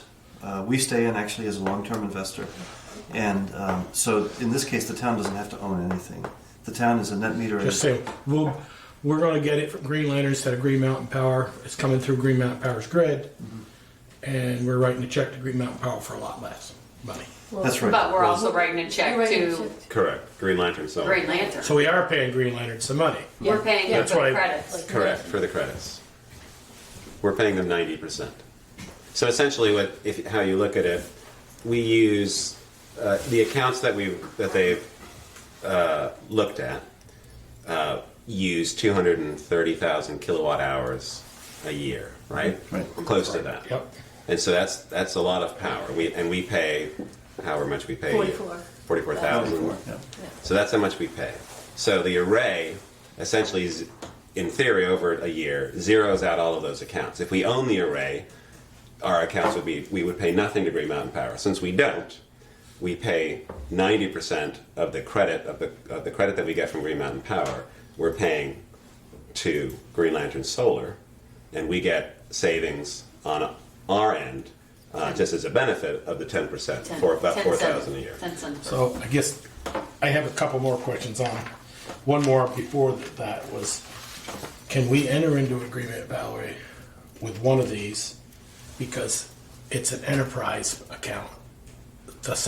Our biggest user is our water department, Right. but it's not town-owned, it's enterprise. We are taking the whole town's money, but only a few of the users are paying that bill. That's what I'm trying to figure out here. Do you follow what Peter looks No, I confused? know what you mean. Because it's the water Yeah. department. It's the water department is only 600 users or 500 users. I think it would depend on how we code it. I Okay, think, I but don't we're think that would be a using problem. town taxpayer funds to pay Green Solar the difference in it. That's what I'm So the trying. water Yeah. system might So- have to cut a separate check. Right, so my question is, when That's always- we calculate, we pay Green Mountain Power's bill, it's coded To the water to system. the water system. Right. Right. And we budget so much for that. Right. And my next question is, because I thought first of all we were talking about solar on the landfill. We'll, Oh, no, we'll also another be time. talking about that. another That's time. later. Don't get ahead. Okay, and then, We decided not to put them right next to each other. It's too much Yeah. to do Well, at then- the same time. I'm gonna speed up. Okay, great. Next year you walk in here and say, we'd like to put 150 kW on this landfill, Well, maybe next month. or next month. And that would do us for all of our buildings, but, oh, we entered into a 20-year agreement with Green Lantern. Good point. That's great. And now we can't sell it. We can't. That's where I Well, want so- to. Yeah. And then the third thing in question is, because this is over probably a $5,000 project, do we have to put it out to bid? Is there other solar, Sun I Common? don't know that we can because they own it.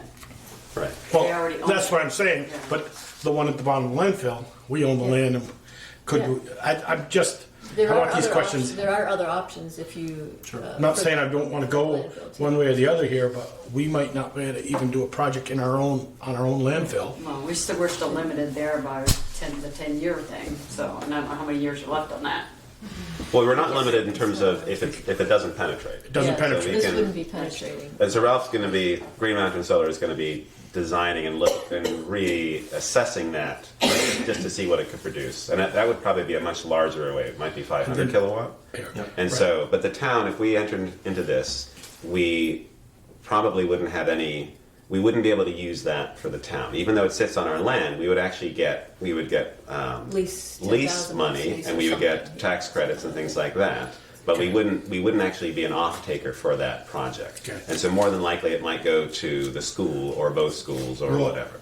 Ralph said that earlier. Is it Ralph, right? Yes, that's right. Yeah. Sorry. I believe the one up our Hartsgravel Road, Livingston's, is going to the schools now. I think Mount Abe is an off-taker of that.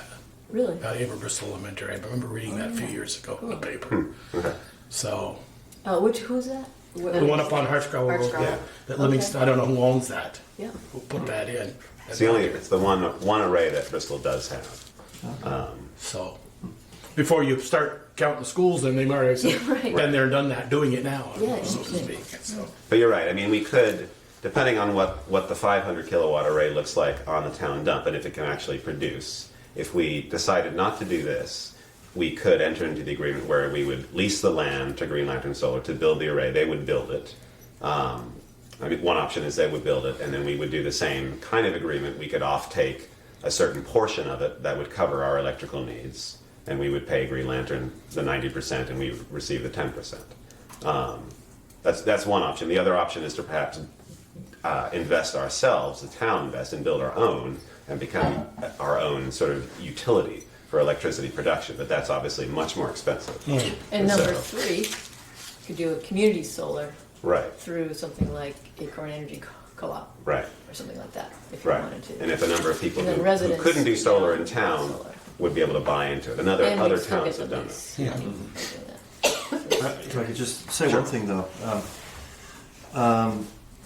The savings that you can realize, based on the appetite that the town of Bristol has for net metering credits, they're somewhat higher for this particular array than they would be for a 500 on the landfill, assuming it could be built. Right. The reason being that even now, or to put it this way, the value of a net metering credit, or actually the part of the credit that's called the adjuster, is higher for a 150 kW array than it is for a 500. Okay. So that's why we can offer you 10%, whereas on 500 we're leaning more towards 7 or 8% at the moment. Plus, this array, the certificate of public good was applied for before July 1st of last year. So it qualified for a certain sort of 1-year set of adjusters, which are dropping down 1 cent for everything that was after July 1st. And so anything that we could like right now it's the middle of February. Even supposing we could get the CPG application in before this coming July 1st, it's going to be 1 cent less than Right. the previous year, and so we wouldn't be able to offer quite the same savings. And that this has been the trend for many years. So it's just something to keep in mind if you do decide to defer. But that solar panel that's not on our land down on 116 might be paying 10% in this one over here, because it's a year later, might be paying 7 or 8. But then we get, because we own the piece of land, we get the so-called rental of the land, or no? Yes. The lease or the... Whether you're an off-taker or not, you're still the landlord, and so you Yeah. would still be able to make that other revenue from leasing out the land. Absolutely. Yeah. Okay. So what happens at, like I was reading your thing, it says they typically produce about whatever per year for about 20 years, and then they start losing, it starts degrading. So how long do they really last? They start degrading from the very start, but it's very, very, very gradual. And it doesn't accelerate either, apparently. So it's pretty much straight line degradation. We calculate it loses about 0.4% of its efficiency every year. So even after 20 years, it's only lost about at most 10% of its efficiency. And if you look around, you'll see solar panels that are 25, 30, 35 years old that are still pretty productive. Things that people installed in the 80s. And this is newer technology. Right. Supposedly it's going to be more durable. The panels are guaranteed, or they're warranted by the manufacturer for 25 years. So it's a pretty steady long-term investment. So after year 25 then, do we not, is there a little bit of price difference, so to speak? I mean, I'm trying to say is... No, you would, the way that our net metering agreements are set up, and we've been doing this for quite a while now, it's a very kind of standard form that the banks like to finance as well, where you basically are able to just continue purchasing credits at the same discount all the way through. But is it making the same amount of questions? Let's say, okay, year one, it made you 270,000 kWs. Mm-hmm. Well, they're worn out now and they're not producing as well. Now you're down to 200, but you spent 230. You used 230. In this is the thing that I sent to Sally that she sent around. It takes that into consideration, but the thing is that there are a few different things going on. One is that the panels are gradually degrading. Another is that over the long term, the electric rate tends to increase. And so that tends to bring up the value of the net metering credits a little faster, actually, than the degradation happens. And then there's one other moving part, which is that after 10 years, the adjusters go away. But what it basically means is that you will gradually earn more and more and more savings over time in terms of just that current year's money. There'll be a momentary sort of bump in the road when the adjusters go away, but then for the rest, as long as you're part of the net metering agreement, you'll see a gradual, steady increase actually in the value of the net metering savings. So let's say we enter into this and we were using 230, which is what our usage is now.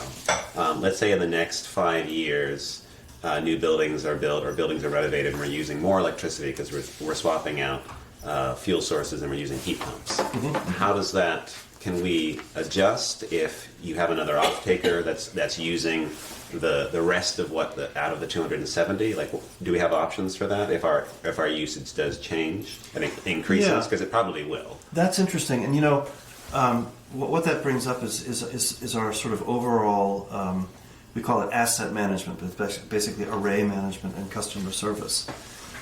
The kinds of things that could happen would be, for example, let's say your appetite for net metering credits grows, and the other off-taker on that array goes away, or we move them somewhere else because we can do that too. Okay. Then that opens up new capacity for you to use. Or another way to look at it is, let's say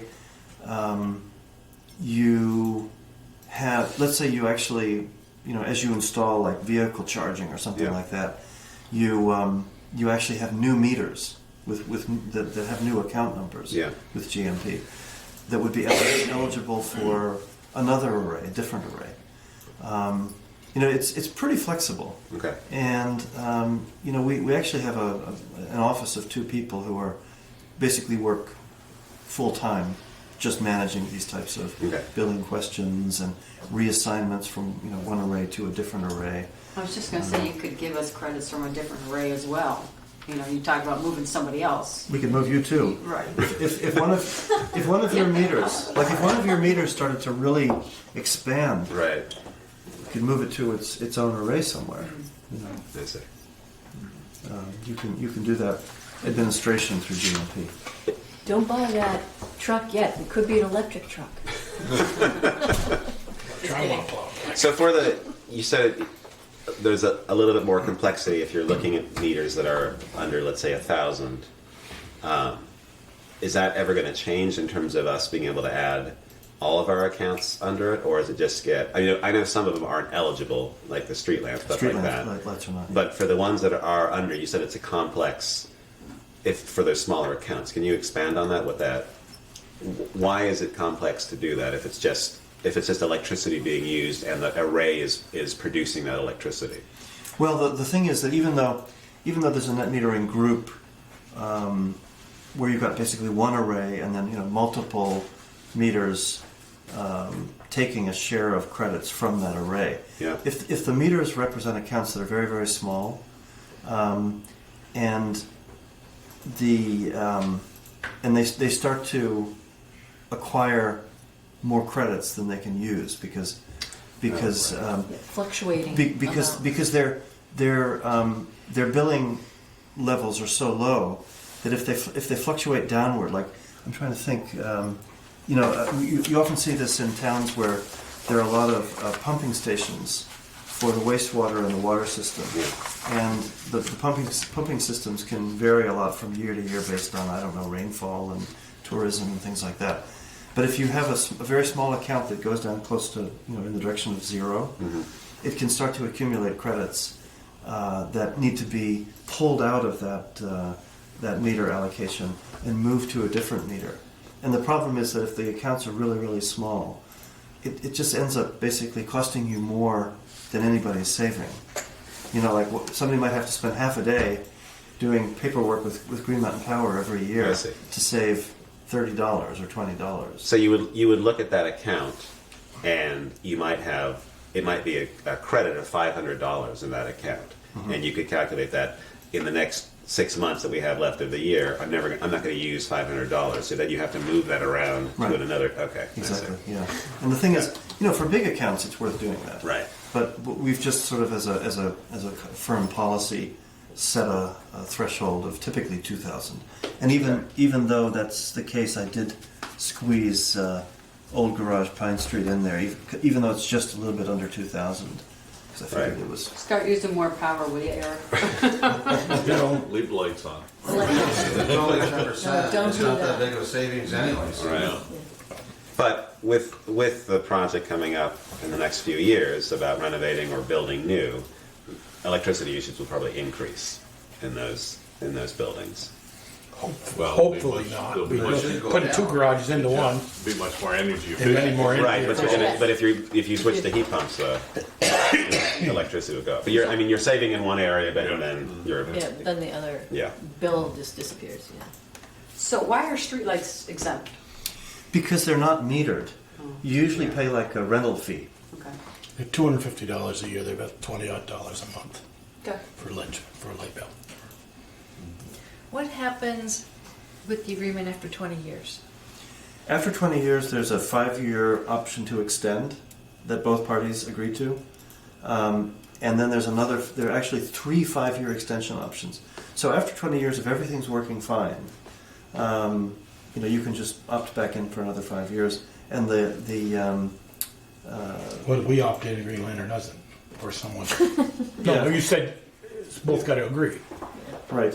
So Well, I don't know. Green Lantern or It's never happened. every business is for sale. Yeah, I can't give you No the exact offense, answer. but, Sure. Yeah. I can't give you the exact answer. I would say that something major would have to happen in technology for us to want to get out of a net metering arrangement. One of the things is that the bank loans tend to have like a 20 or 25-year term. Right. So that's one reason to just not touch it, let it just continue to generate Till you pay off the savings and so forth till the loan is paid off. I can't really predict why we would want to jump out of these. They're very low maintenance. You know, once the array is up and running, there's just a very low level sort of ongoing maintenance to take care of. You brush hog the land once or twice a year, fix the fence if something falls on it. The inverters often get pulled out and replaced after 10 years because they don't have a lifetime that's as long as the rest of the array. But other than that, the intention anyway is for these to just remain sort of producing as long as they can, and then finally when the net metering is over, probably re-outfit them and then, you know, set up a whole new net metering agreement for the next generation of panels. And if we decide not to renew, then what happens? Well, I guess we would have to look at whether or not the array still had some life in it and find other off-takers. I mean, that's what we do. So as we a- would just go back to paying for not our Yes. first. Yeah, and you know, it's conceivable that at that point there might be completely different energy options out there. You know, What if the town, is there any provision for the town to get out of the agreement earlier than 20 years, if for whatever reason? well, according to the wording of the net metering agreement, no. There would have to be something very severe, like it would actually, you know, be a breach of the agreement to exit. Where we do work around it, because we realize that sometimes there are really big changes in public institutions, like a town, like a supervisory union might close down a school or merge schools. A town might close down its library. I mean, these things do happen. So often, and this comes up a lot in conversations with schools. So we do have some language about, you know, basically trying to get as much advance warning as possible that something like this is going to happen, and then work together to see if a replacement off-taker can be found. I think, just knowing the way we operate, that we would work with an off-taker to just figure out what to do in a situation like that. You know, understanding that these things do happen. We do find, though, that when we go to the banks and we go to our investors, they don't want to see any loopholes. They don't want to see any escape routes.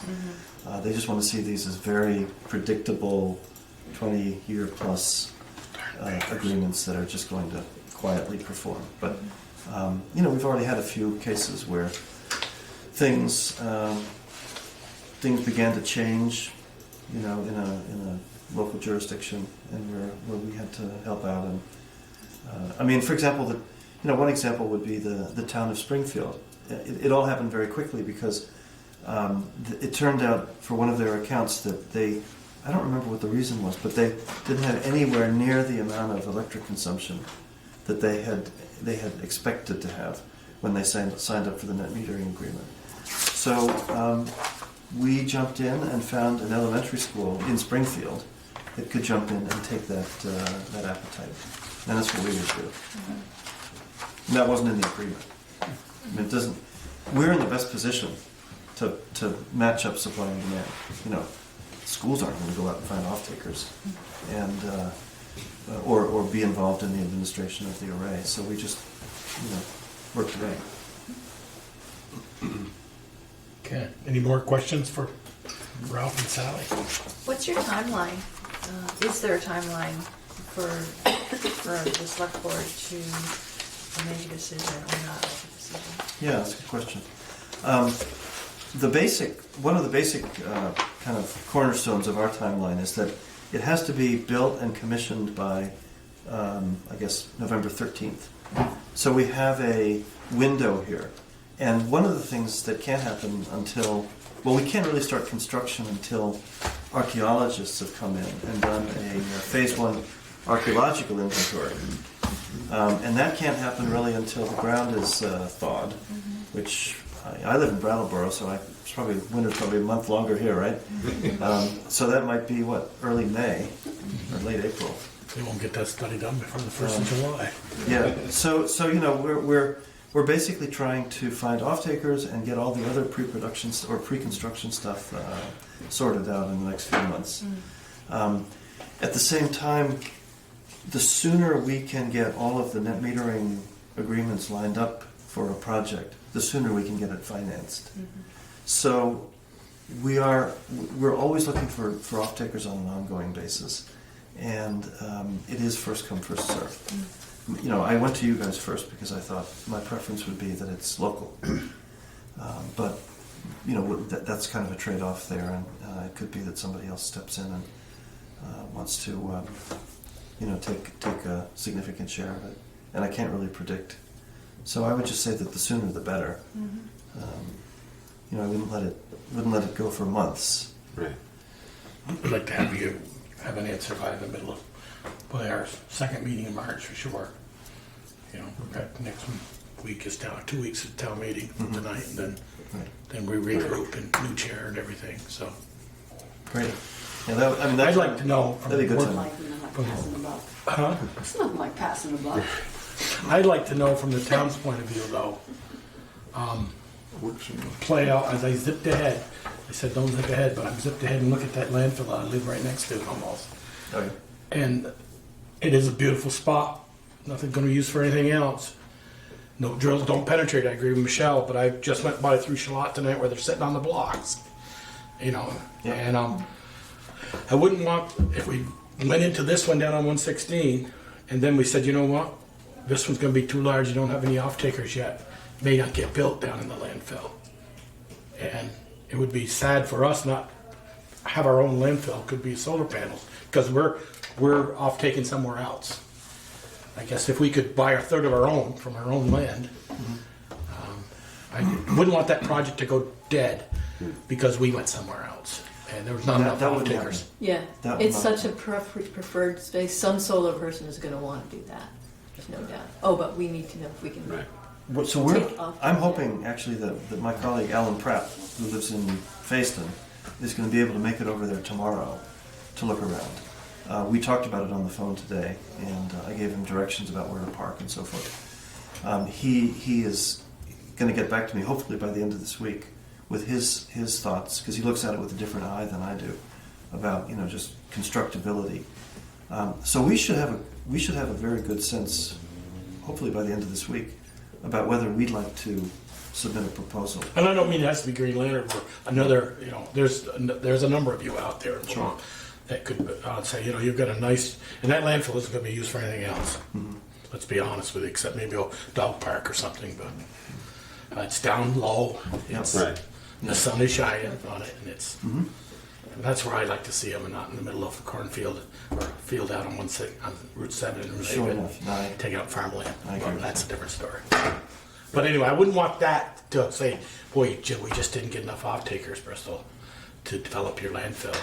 Well, the off-takers can be anywhere in GMP Right. territory. Yeah, yeah. Yeah, it's true. Which is Yeah. most of the state. Right. Well, so states, what, 78% Right. of the state? I mean, the advantage of the one on 116 is we get the 10%, Right. which we may not. And we get. may not only get 8 Yeah. there, but we're also gonna get, That's right. The lease. That's But right. even if we don't go on that, you're still so gonna get the lease, That's always right. get the lease. And other credits too Right. for having solar there. Yeah. And Texas. right, and both of them, both arrays, including the one on Hardscrabble, all count towards what we need to be producing for our enhanced energy plan when it comes to 2025 or 2050. So Yeah.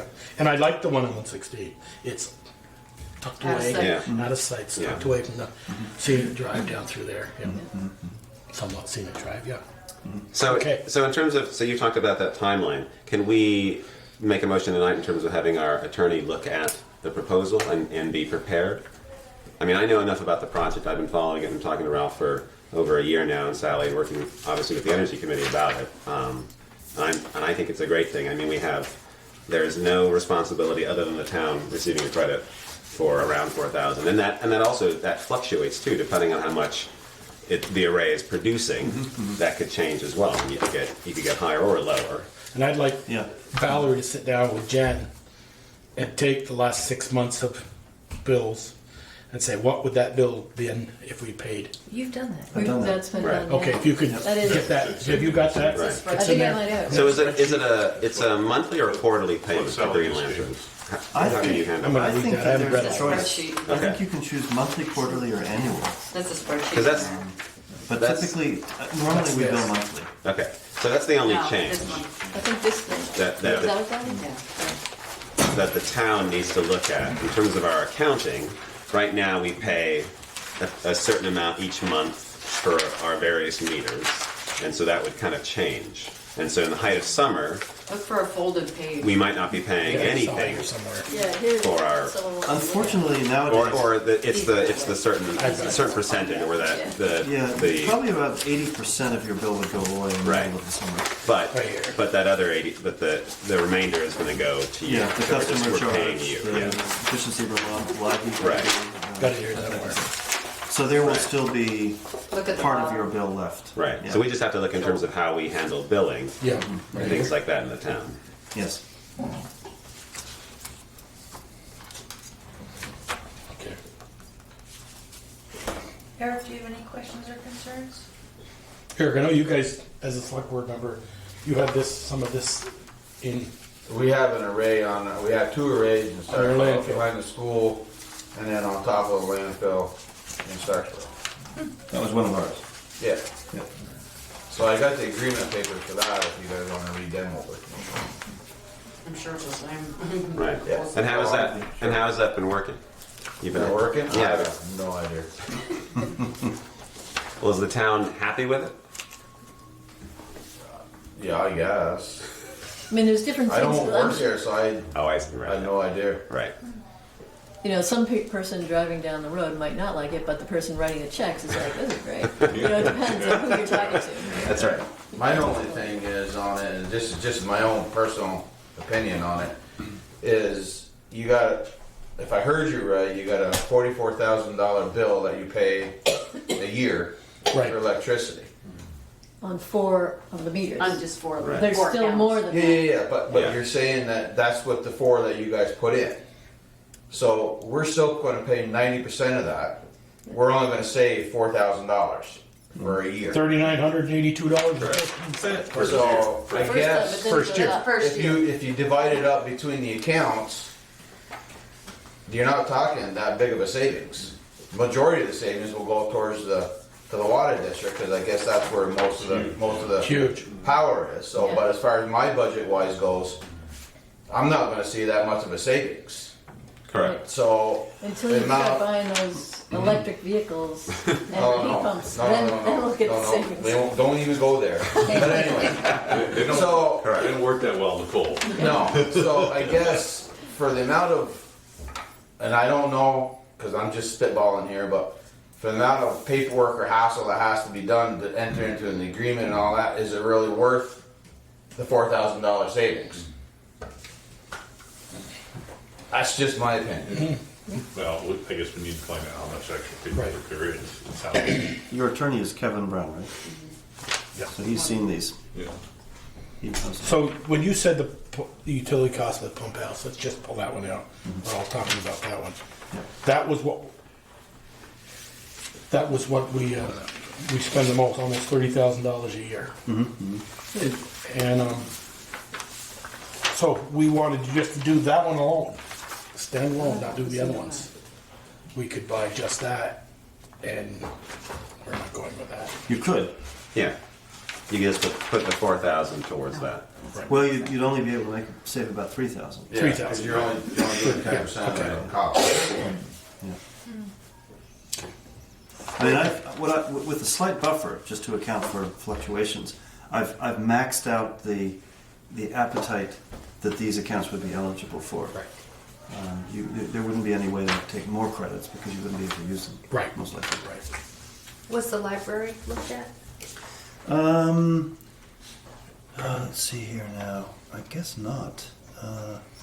You can see why Holly Hall wasn't, or Howden Hall, probably not enough usage. No, they- Right, they don't. Holly have Hall is use. here. Yeah, there's not much, no. But The library, Yeah, the isn't library- the library doing its own thing, or is it? Well, the really library's on- separate, but they Yeah. have it's fairly high usage. Might be nice to look at that.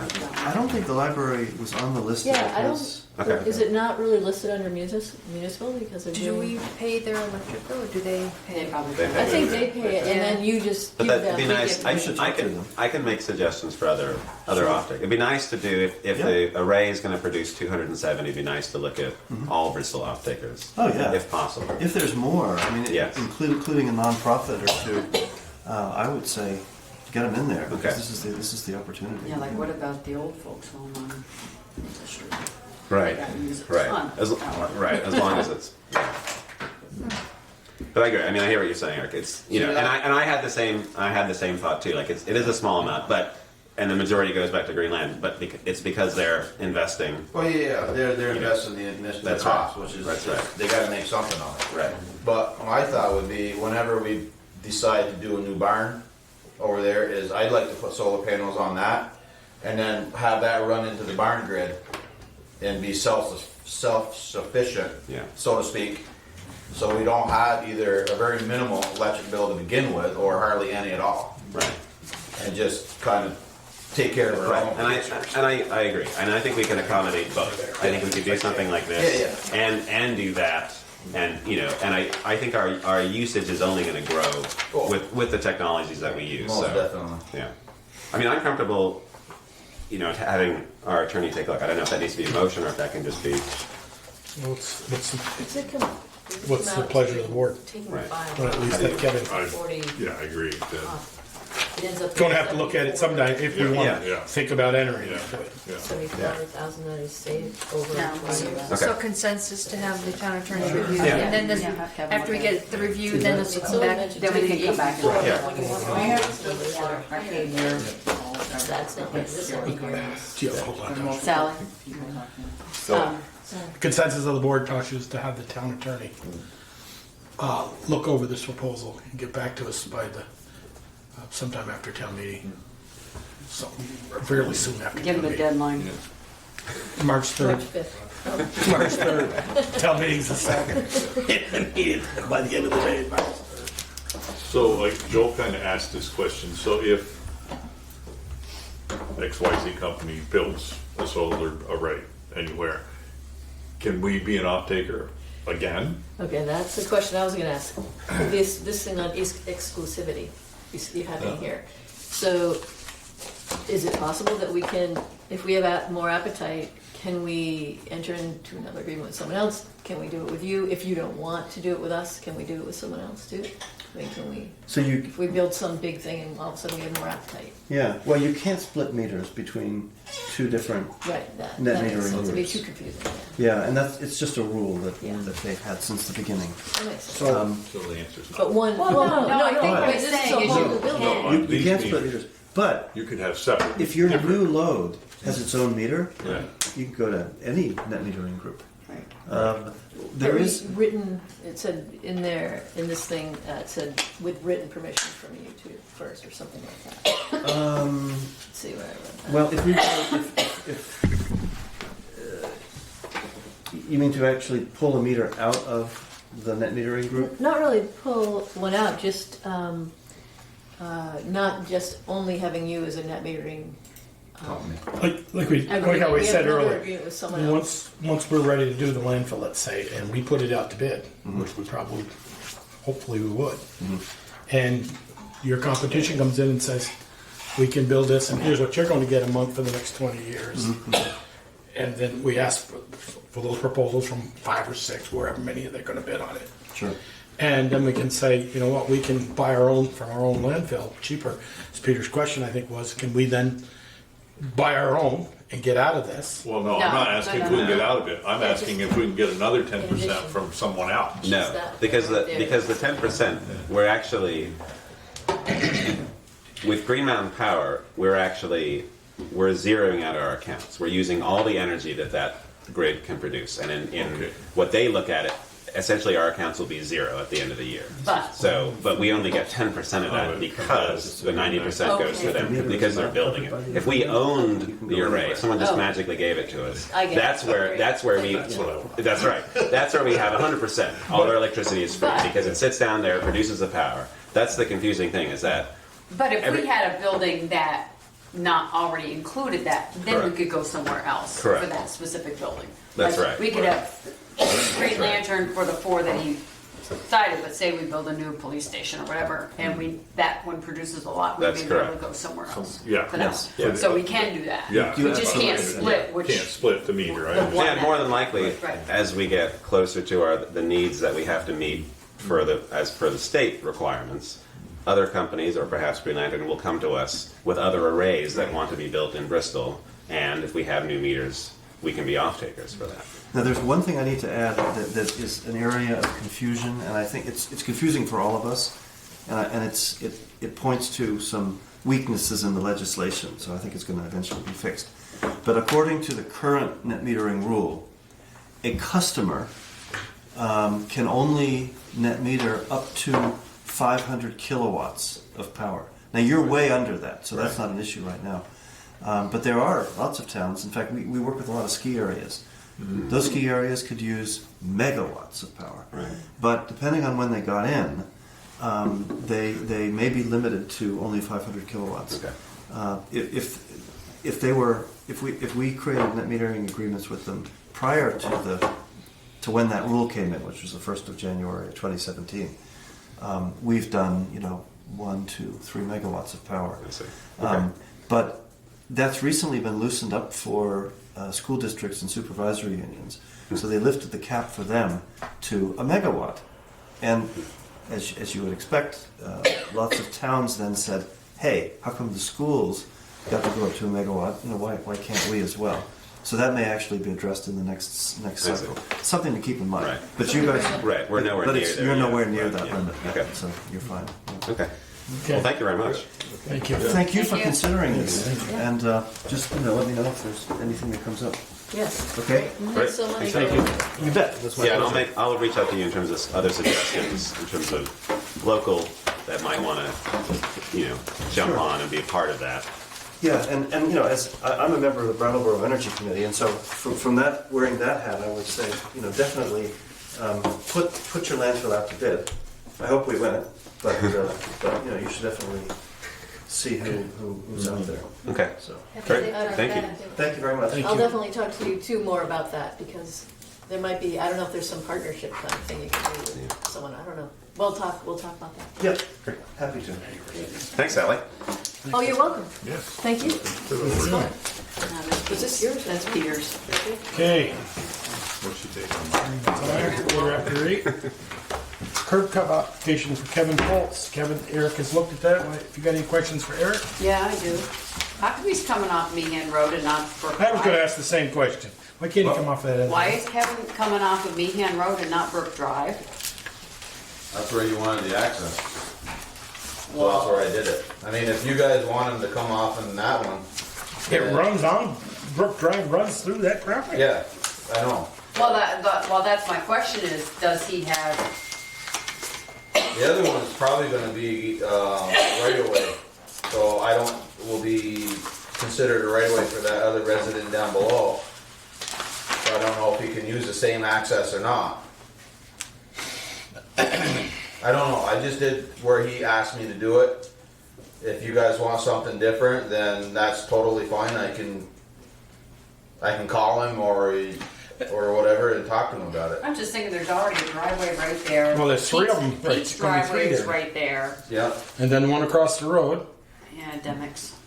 I was just like, okay, because he's putting it there because he doesn't have access to Brook Drive, but it just, Well, He does, he may does. depend what There might he's be planning on, restrictions. how he's gonna build or where he's building things.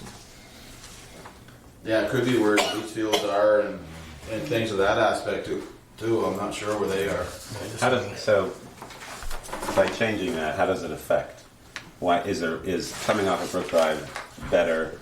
If you came off of Brook Drive, you actually wouldn't need an access. he wouldn't need an access Oh. point. It's just one more driveway, one And more it's just one culvert, more one more, driveway. No, you there's know. no culvert needed. Luckily, he doesn't need a culvert, so there's nothing there to maintain. He just has to cut some trees headed back up towards Upper Meehan to get the site distance. But you have the site, Yeah, but. he'd have the site distance on Brook Drive though, right? Because he doesn't have to, it's already got it. Yeah, he would have it because it's already established. He wouldn't even need to, he wouldn't need to ask for it anyways, Right. because it's So- already established. But the trees that he's gotta cut, I mean, Pete Domenico's property's right there. Is he gonna have to cut peach trees? He'll have to cut some of them on, in our right of way to, They're in our right away though? yeah. So he'd have to cut them. He can't go out of our right of way unless he gets permission from Pete. but Right. He can cut the ones that are in our right of way. Eric, what happens to that? To what? They trim the trees, let's say they didn't have to cut them, but they had to trim them. Yep. There. They're And in supposed 10 to- years they drive, They're supposed to maintain their site distance. there's a key word, supposed to. Supposed to. Okay, So if you go through there and say, for instance, he comes out of his driveway and he gets hit right there, and you have a police investigates that he pulled out of his driveway and he couldn't see up there because of the brush and stuff that grew up that he was supposed to maintain, I don't know how that would go as far as the accident report goes. Because it states in that he's supposed to maintain the site distance. But I can ask him about Brook Drive if you guys would like. I think it would be worth it. I mean, think he we're against specified, it. I'd like access to be in the southeast corner of lot, so he's doing it for a reason. Do we just want to find out what that reason is Yeah, for? that's what I was gonna do, is call him and ask him why the reason, and depending on that, just ask him if he would consider going on Brook Drive, if it has nothing to do with interfering with the septic I mean, or anything like that. it's a 50-foot right of way. Brook Drive is, whether it's 50 foot wide, I don't know, but it's a 50-foot wide of way down through there. Maybe the only thing I could think of, maybe there's a maintenance agreement on Brook Drive, and if he gets on that, he has to help pay for that. That very well could be, yeah. I don't see it's an issue to come off of Meehan Road. You've got two driveways right in the vicinity. Right. Right.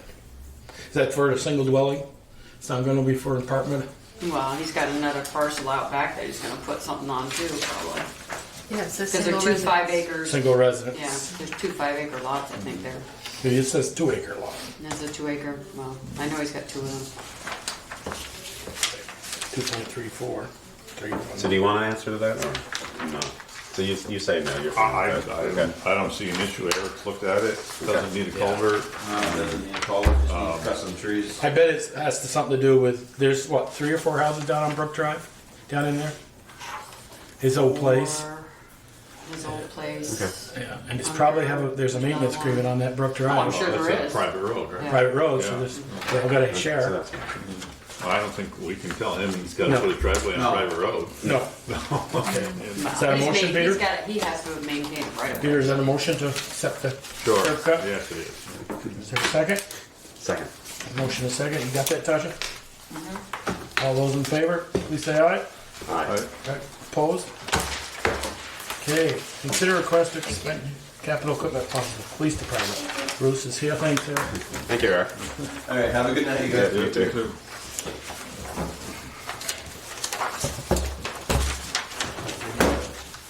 Looking at replacing equipment that needs to be replaced. Okay, so my first question is, you say handgun 6, Yes, but on this it says 5. we currently have 5, yes. We ran into a situation where we were backing up the state police and one of our weapons was in evidence for a while. So I was hoping to get an extra one, so if we need to send one out for repairs, or if we're in a situation like that again. So I guess my question, but this quote for 5 or 6? That's what I was looking The at. It quote said was for 5, but I added on what it would be for the 6th one.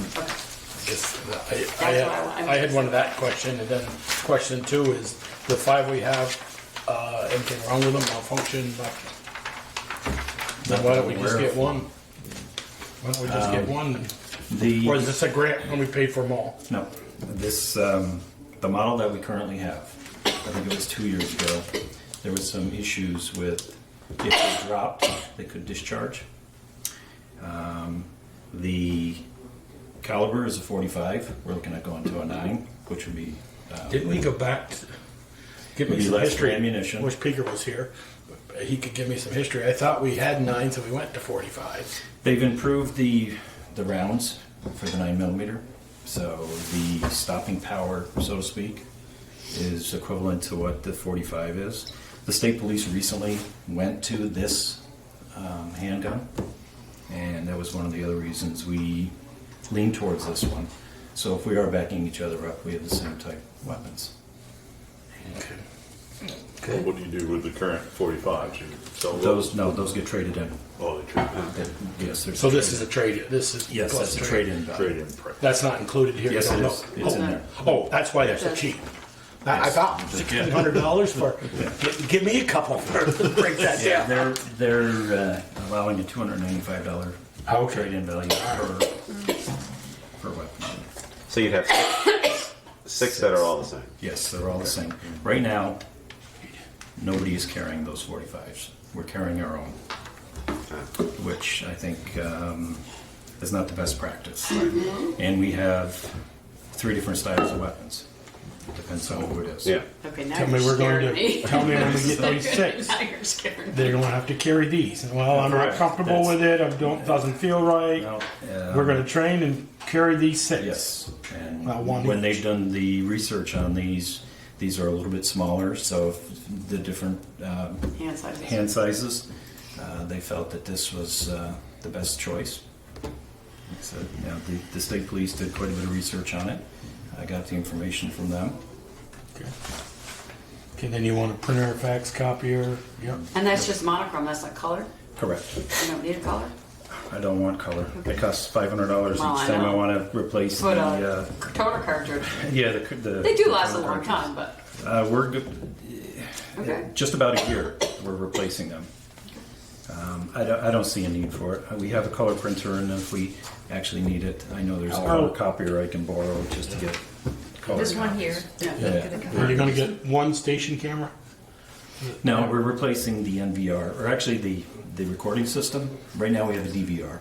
We want to change it to an NVR. The DVR, you get your power separate from the video. And I don't know if you, when you stopped, if you saw that. I've got a pile of wire that's like this big around, that if somebody bumps, the cameras all start going. And I have to go in there and try to adjust to make sure the cameras are working. This is a newer system, and they said that it should 90% of our cameras, as long as they're not too old, should function with these. This camera's going to be 5 years old. We put those in when we moved in, didn't it? Yeah, but there's 5, still, 6 years old. but the newer ones that they just replaced should be okay. I'm talking the ones that are, you know. No, I was talking. I thought these are originals you're No. replacing. No, they've replaced some of those already. Oh, okay. Yeah. Then There's probably, I think, 3 cameras that might not be compatible. But we won't know until we plug them in. What does the N stand for? Is that network? Yes. Yes, so all your power comes across through the Ethernet cable. Okay. And then the computers, are the computers replacing machines that you currently Yes. have? They're replacing these things. Okay. So you said 3 and 2 vehicles, so is one doesn't need a docking station? You only have 2 vehicles? The docking stations are for the vehicle. Okay. Right now they have 5 of these. One of them is completely dysfunctional. It can never be repaired. Or I shouldn't say it can be repaired. They sent it out for repairs and they said it's not worth fixing. One of the 5 is still has Windows 8 on it, and we've tried to update things, and we just keep running into problems with it. The docking stations, because we take these things in and out of the cars so often, we've had issues with the docking stations. There's one of them that we've pieced together wires at least 4 times. So these are, I think they were planning on replacing these after about 3 years. I think they were in our 6th year with these. With some of the equipment that we're using, especially with the camera equipment that can attach to this, it slows down tremendously. What will you do with those? Using surplus and trying to get something for them too. I know. Okay. Okay. Any more questions for Bruce? You have in terms of when you get the new machines, you have a plan in terms of transferring materials off, or is everything you do sort of network now, or It's in the cloud? cloud. No, some of it is, but we have to work with the state for this to be attached to the network. There's some, Okay. I don't know all the specifics about Right. it, but we have to work with them. So we would take this computer off and put the new one on, and there's some software that we get from them. Okay. So they assist you with that They in terms assist us of with it, making yes. sure that the new one Yes. replicates that in terms of what's Correct. on it. Okay. Okay. Any more questions?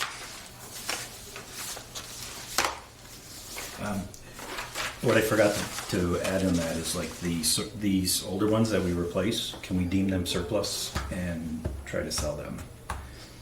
If you can get something for them. Kind of like the handguns, you deem them trade-in or Those are something. trade-in. So the equipment that we're replacing, if we can deem it surplus and try to get Getting more something. for it. Well, if you deem it surplus, my only concern is that they're white. Oh, these will be. They'll be white. Okay. That's a requirement with the state, that because we're part of the network, I mean, we would make sure that they're completely. I have no problem with that. Yeah, Yep. that's fine. Okay. And this, Valerie said in her report, it's coming out of the capital, Capital So equipment, the not equipment- cruiser fund, but the not the other. cruiser, the other one. Right, and there's about 16,000. Okay. So, The motion, is there a second? Second. Second. Ian, Tasha, you got that? Okay. Any more And that's questions? including him, allowing him to do the surplus, right? That's right. yes, And selling a surplus? yeah, Okay, you're good to that, Ian? Yes. yes. Yep. Okay, all those in favor, please say aye. Aye. Opposed? Okay. Thank you. Thank you, Bruce. Okay, Ian, you're up. Holly Hall Meeting Room, presentation display proposed by Ian. Okay. You see, we're in a different spot. We're not in the mirror here, people, so. No, Sally will say, a few jigs tonight. So the move around, it's something that Meredith and I have been thinking about for probably about a year, just in terms of changing it around, just to make it more friendly in terms of the audience, in terms of our position. And it also went into maybe rethinking the room in terms of being able to display stuff more than just having boards that are brought in. And so I talked to Meredith. When she went around visiting various select boards, she talked about Lincoln having a screen that was set up where they had the agenda. They could show materials on the screen. I attended the officers meeting at the fire station a couple weeks ago. Brett connects his laptop up. He's got a big screen behind him in the small conference room downstairs. And it was great to just use that. And it was very useful throughout the meeting for him to be able to show materials on. He does the same thing upstairs. Right. Yeah, and that room is, and both of those rooms are used, quite frequently, both for fire station business as well as other entities and groups using it. And it seems like the screens are always used. It's a very useful thing. Cost of screens is fairly inexpensive. You can get a very large screen display for under $500 now. And it seems like they're using them a lot. So my thinking was that we could get something like that for this space. So I talked to Jen about what funding we have that might cover that. It's around $700 we would need. And essentially it's a screen. It's a articulated mount that could mount to the wall. You have HDMI cable you can connect computers to. If you have a Mac or an iPad or an iPhone, you can actually, for the TV that I've spec'd, you can send it wirelessly to it. So if someone's in the audience, or you don't need to connect to it necessarily with a cable, which is nice. And we do it so you'd have the cables running down and plug into power, so they'd be sort of tidy and kept fairly clean. Initially, when I thought about the space, both when the table was there and then we moved here, I thought about putting it underneath on this wall, just in terms of the audience seeing it and people using the table seeing it. Talking to Jen, she mentioned that occasionally, in terms of when the heat pump is running, it can drip a little bit. So probably not the best place. And so the alternate, which I then moved to, is having it behind us here. And so the screen has been here for many years, and we've done projection, which is, I think it was put in when the space was renovated. And projection's always been a pain. You're sort of balancing a projector on a chair, you're tripping over cables, it's never quite fitting the screen. And so having a large screen instead of a projector seems like a better way to do things. And similar to using all technologies, it would require just a little bit of easing in terms of using it and figuring out how we want to use it. And for maybe that as we first start using it, you might not use it very much, but I think we would sort of graduate. Even Alan's presentation tonight, if he knew that we had a screen, he could have potentially brought a laptop, connected it right up to be able to show it right there. So yeah, these two pictures could move across. We could put the screen right here, have it mount. It would, even on a mount that we could pull out and articulate and move left or right, it's still not going to be in our heads. We can push it fairly flush back, and we could move around the table if we needed to. But I think even having it here at a good height, we're actually not blocking it, even just sitting there for the audience. And I think we can still turn and look at it and be able to see things. So I think it's great. that was just, oh. How big a screen? I was looking at 58-inch diagonal.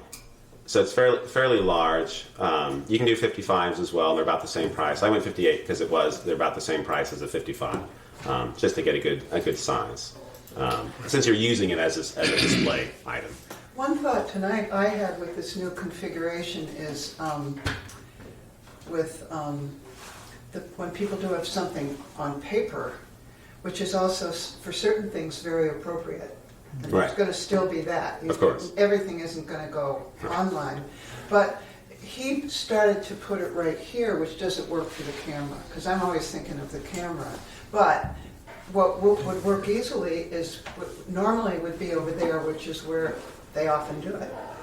Thinking, so for the camera and there as well. So that seems like Right. that could work. Right. So you have both And options. this wouldn't work for the camera. Exactly. We talked about this. Yeah. The camera can't work over on that side. Right. So, And I know you filmed in various positions over the years in terms but of. that position doesn't Yeah. work.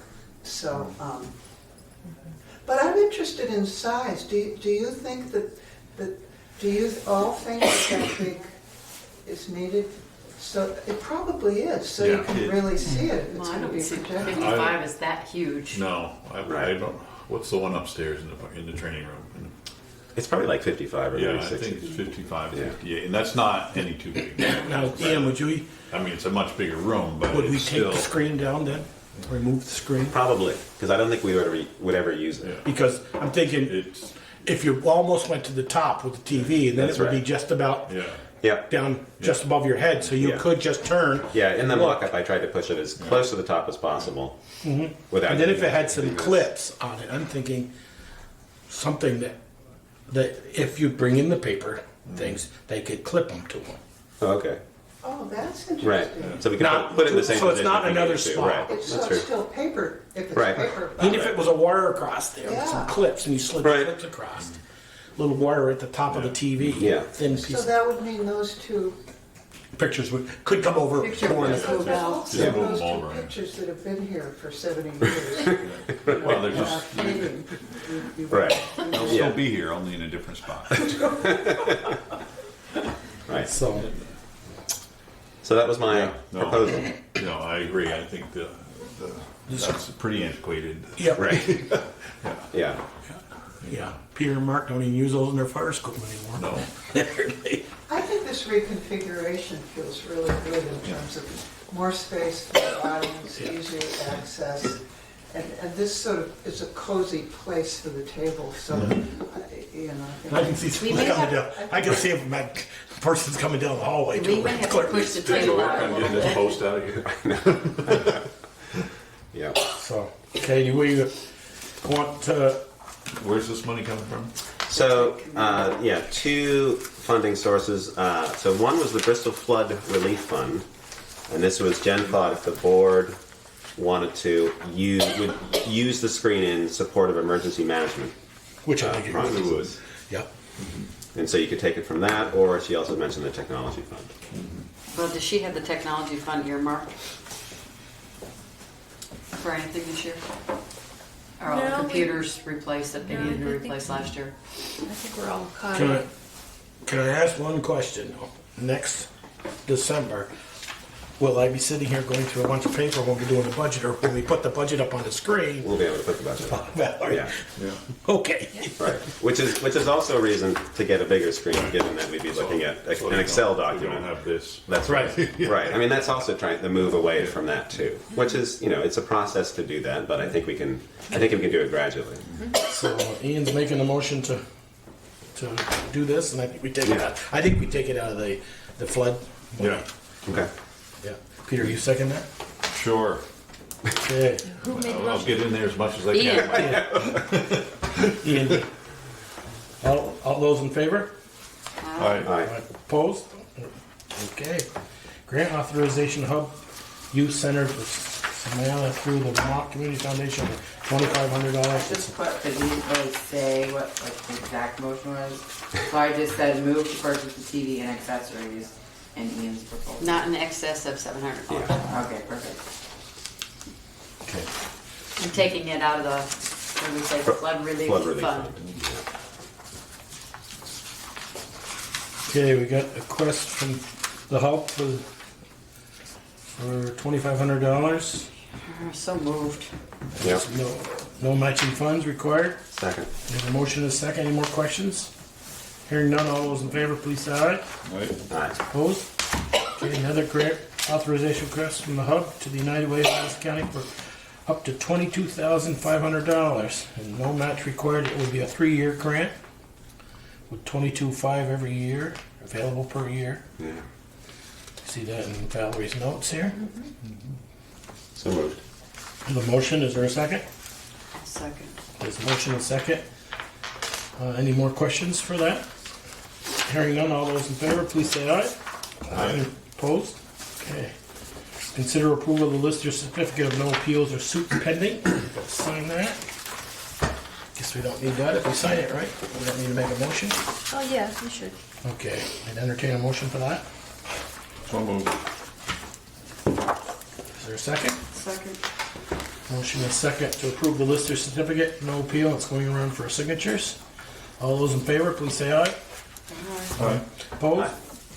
Okay, town meeting warning review and preparations. We've got the articles that are in front of us on your, don't we? Valerie? So this is just an opportunity before town meeting rolls around to check in on the warning if there are any questions or anything we think we need to do more preparation for the town meeting. Other than assign people articles? Yeah. Now, there may be a question about article, Based on Jen's email? Article 8, about the paying off the South Street Bridge, because the way the article is currently worded, it says not paying up to $52,620. It says paying the balance. Whereas Jen, and using the undesignated fund balance to pay off the balance. Can we, So I don't know if we just need to be prepared to qualify that at the town meeting and maybe get an amendment from the floor, or? Well, let me ask, this is based on Jen's email, correct? Mm-hmm. So, we have in the budget this year to make a payment. $16,000. So, which means that the amount of the loan is not gonna be 52. It would still be 52 something plus interest, but the amount of the undesignated fund balance would be reduced by 62,000.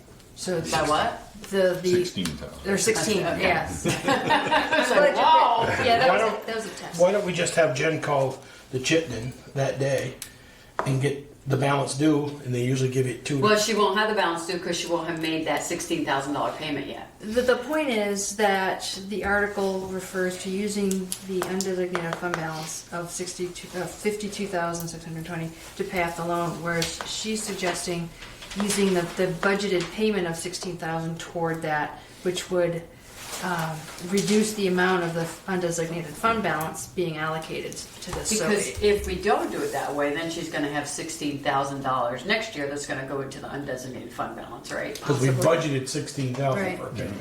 Then I think we just read the article and so we have a payment of 16,000 going into it, but we'd like to use up to 52,620. So in other words, the amount of the undesignated fund balance in that Article 8 would be reduced. So it would be 52,620 minus 16,000, Right. basically. Or at least maybe that's a question for the voters to decide, because the alternative is, just like we did last year when we paid off those other two loans, we budgeted the payment. And so when we approved paying off those loans, we were supposed to take those payments out, and we didn't. And that's what screwed us up this year with the budget table, because we hadn't made that adjustment, taking out those two loan payments that we paid off. Okay. So technically, it could reduce the budget expense by $16,000. I'll take number 8 and explain it to them. Okay.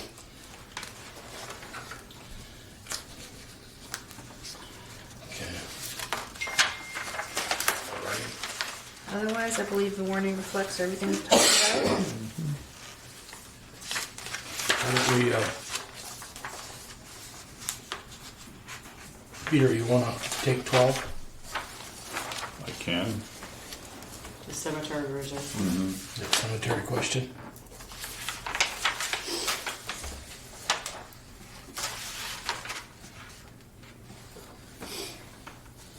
I'm sure Ken will stand up and have something to say about that. Yep. Now, one thing that, I'll probably, wait, let's get, before we get down through it. Sure. Number 3, we're probably gonna get some questions on. Because we went from 2 years ago, what did we go down to 3/4? This year, it's, No, that's the same. It's the Article 4, okay, I'm sorry, Michelle. where it was 4%, and now No, we're saying 6%. You're right. And yeah, we just have to explain by statute, it has to be It voted on reverts every year. Okay. Right. And Ken will probably, because he's the one that typically brings that one up too. But who wants that one? You want that one, Michelle? Sure.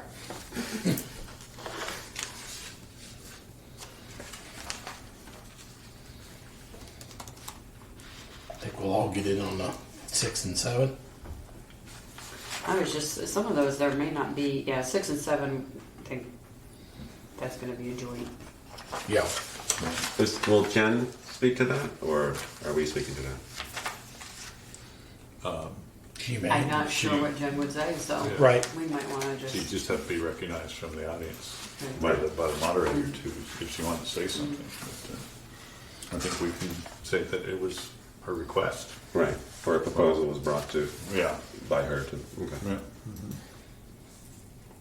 I'm not sure I brought the one proposal though. She brought one, and we Right. We expanded on it, decided, yeah. yeah.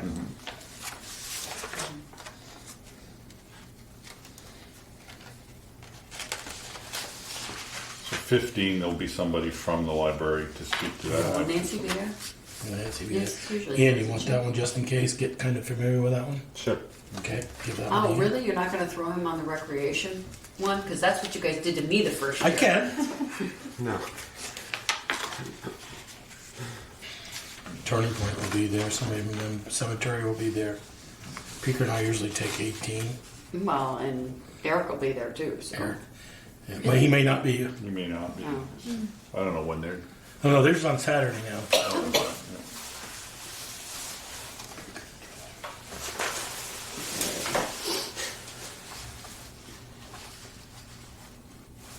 Ian and Michelle, you both want to do 19 together?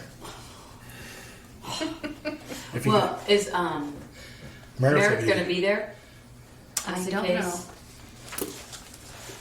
Yeah, between the two of us, we'll figure it out. I mean, just get with, Yeah, just got him familiar, Expert you we would. just have to familiarize ourselves with the Yeah. budget.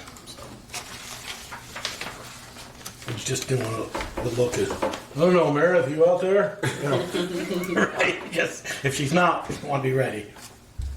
Well, then we'll all be on 20. Let's encourage her to And attend. then Valerie and Peter, We'll you all want the just last be one? there. Well, we'll all 20th? just be there on 20. 21, I'll take 21. No, 20. 20? You want Come on, we 20? haven't Well, put Peter's Peter on not- any yeah. of these. Oh, that's right. Peaks is on most He's not things, here, isn't he gets like Let's put slammed. him on that one, general fund budget. Okay. it? Who usually speaks to 13? I'm not No, volunteering. nobody really, unless there's a question, Okay. we all just Usually, jump in. And same with 14, right? Right. Yeah. 14, there's not much we can say. No, No. I am surprised 14 is so close up with all those. Usually we do the library and all those first. And, you know, we Yeah, usually, that is usually near the end, but we usually put Well, maybe 15 we and need to 16. do it earlier so people will stay and ask No, we can't questions. now. no. Well, I This know, is but a that's print. earlier than Well, when okay, it normally yeah. is what I'm saying. But you're right. Usually by the time you get to that, People leave. there's 20 people left. Yep. Well, there was a reason why it switched, I thought, last year. Why it was moved up, because it was sort of like it was the way that it was agreed upon or something. Something changed from previous years, because I remember just being part of core that it was always at the end, and it was like 11 o'clock that it would be discussed. But there was some reason why it moved I don't to remember. earlier. I don't. Maybe it was a school thing or something, or I do because think that Article 20 was moved to the end, just in case there were adjustments Changes. to the other Right. articles, Yeah. then we could have the final number for that article. When we're talking about paying off loans and things. Okay, okay. So,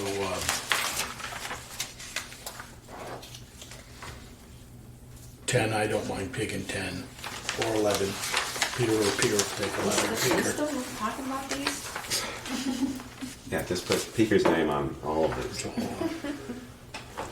Did you see the, you guys, he set up, I don't know if you guys heard all those things about. Yeah. Yeah. I'll He's show just you. rubbing it in a little bit. Yeah. So that's a definite reason to put them on most of these. I didn't send you guys anything when No, I was you in didn't. warm weather 2 weeks ago. Just Ian, Should we put him this on one Article here, 5? 14, if someone asks about, Yeah. you'll be ready to Yep, speak. I can speak to that. But I'm gonna go over here. Okay, we all set about I that? believe we are. Own up. No, the bills and that, I've Alright. seen them, but I haven't seen them yet. What all those are. Salary, no, and that's payroll. Okay. Approval of February 3rd, 2020, and January 27th, 2020, and January 15th, 2018 meeting minutes. Tell me you got all three of those. The 15th is not ready. Why don't we do the 15th and backlog the ones 2 weeks ago or a week ago? Get that out of the way. I'd have to watch the tape and know what I said back then 2 years ago. Well, the kicker is the tapes aren't readily, Oh, they're. well, that camera, did it tilt down again? No. Here. Okay, Michelle, you've looked those over, brother? Yeah. Are you all set with them? February 3rd, I had no changes, and the January 27th, I had 2 minor changes that I gave to Val, so moved with my minor changes. Okay. Is there anybody else, Peter? Or Ian? Nope. Okay, all those in favor of the February 3rd and January 27th, 2020 meeting minutes? Who seconded? I made the motion, I think Ian seconded it. Yeah, Ian seconded it. All those in favor, please say aye. Aye. Opposed? Okay. Accounts payable, any liquor licenses in there? Lots. Lots of liquor licenses in there? Yep. Tasha, you want the number for the accounts payable? $75,141.36. Seems like quite a lot. Okay. I don't know if you'll know the answer to this, Valerie, but I see there's mountain bikes on here. Yeah, I saw that on there. I was wondering. Is that the grant? Yes. That's paying for that, right? Yes. That was my question too. Yep.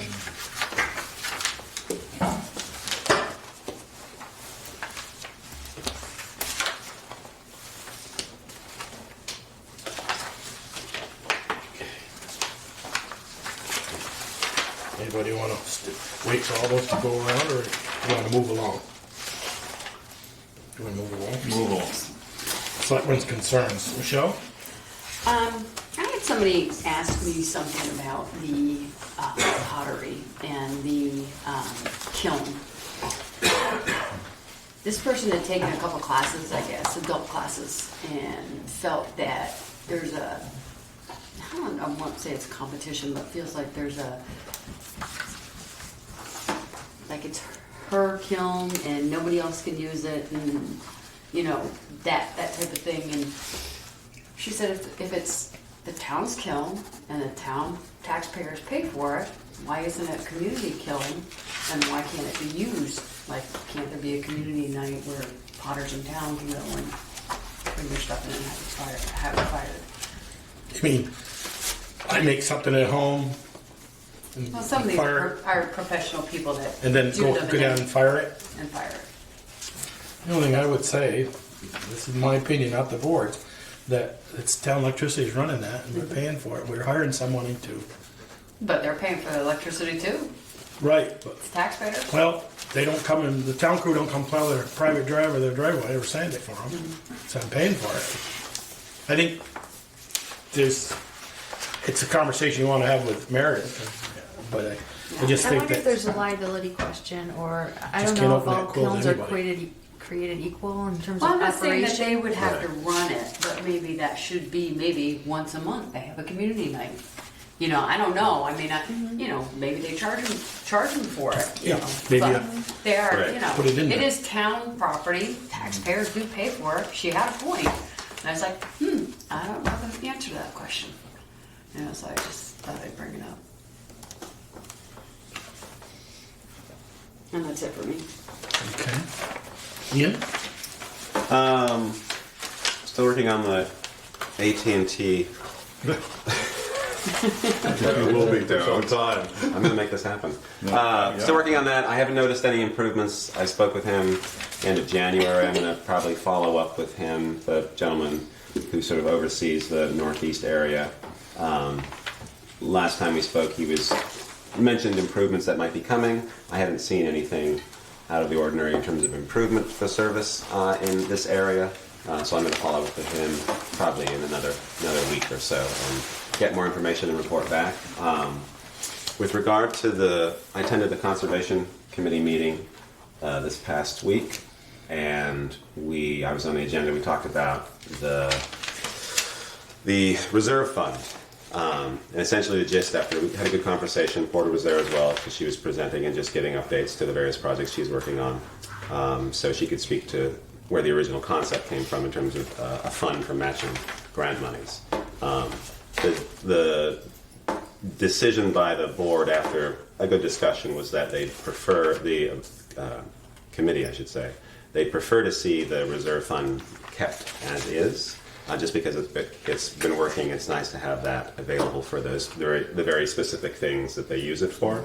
And Porter felt that as well. A concept that was suggested, and Porter sort of came up with the name, was the Opportunity Fund. And the Opportunity Fund would be a new fund that we would create that would be used for matching grant monies. So you'd need to apply for a grant to be able to take advantage of it, but it could be used for any grant. It wouldn't just be for recreation or conservation or anything like that. And so the town would have this ability to be able to pull from that if it needed to for grants that the town was writing for any kind of area. And again, you know, Porter talked about the return, that if it's a one-to-one match, you know, you're getting a great return on that. If we did have that, it's just a matter of finding money. How did they feel about that, where we talked about putting some money into that and then pull it out for those one-to-one matches? They were, Above and beyond conservation stuff. They weren't real. No, they were definitely excited about the potential of a fund for matching grants, and it's something that even the Conservation Commission, would take advantage of outside of the reserve fund. And I guess the biggest questions came in terms of how to actually, you would have to reword what the Conservation Fund, Reserve Fund is, and also its purpose. And then you would have to be very particular about how it was, about its policy and its use. You know, if it's something where it's recreation, if you wanted to build a basketball court, could you pull money from that?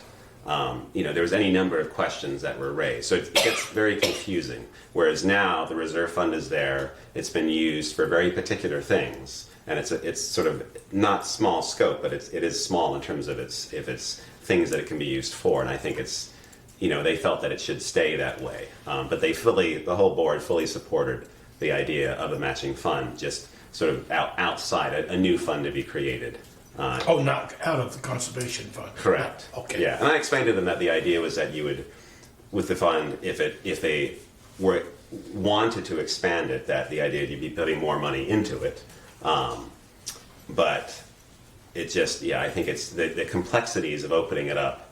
And I think the Opportunity Fund, Porter's concept and what she originally sort of proposed, I think by making it a broad, and we create a new one that's very broad to start with, I think is better for the town in terms of what we could apply for. Any number of kind of grants we could use that for. Mm-hmm. If we do something where we change the Conservation Reserve Fund, we're very narrow then. Even if we add in recreation and these other things, it just gets really murky. Whereas if we have a new one, that's this other kind of fund. It's very broad, and we can go for anything in terms of grant money to be able to use for matching. We just need to find money to put into that fund.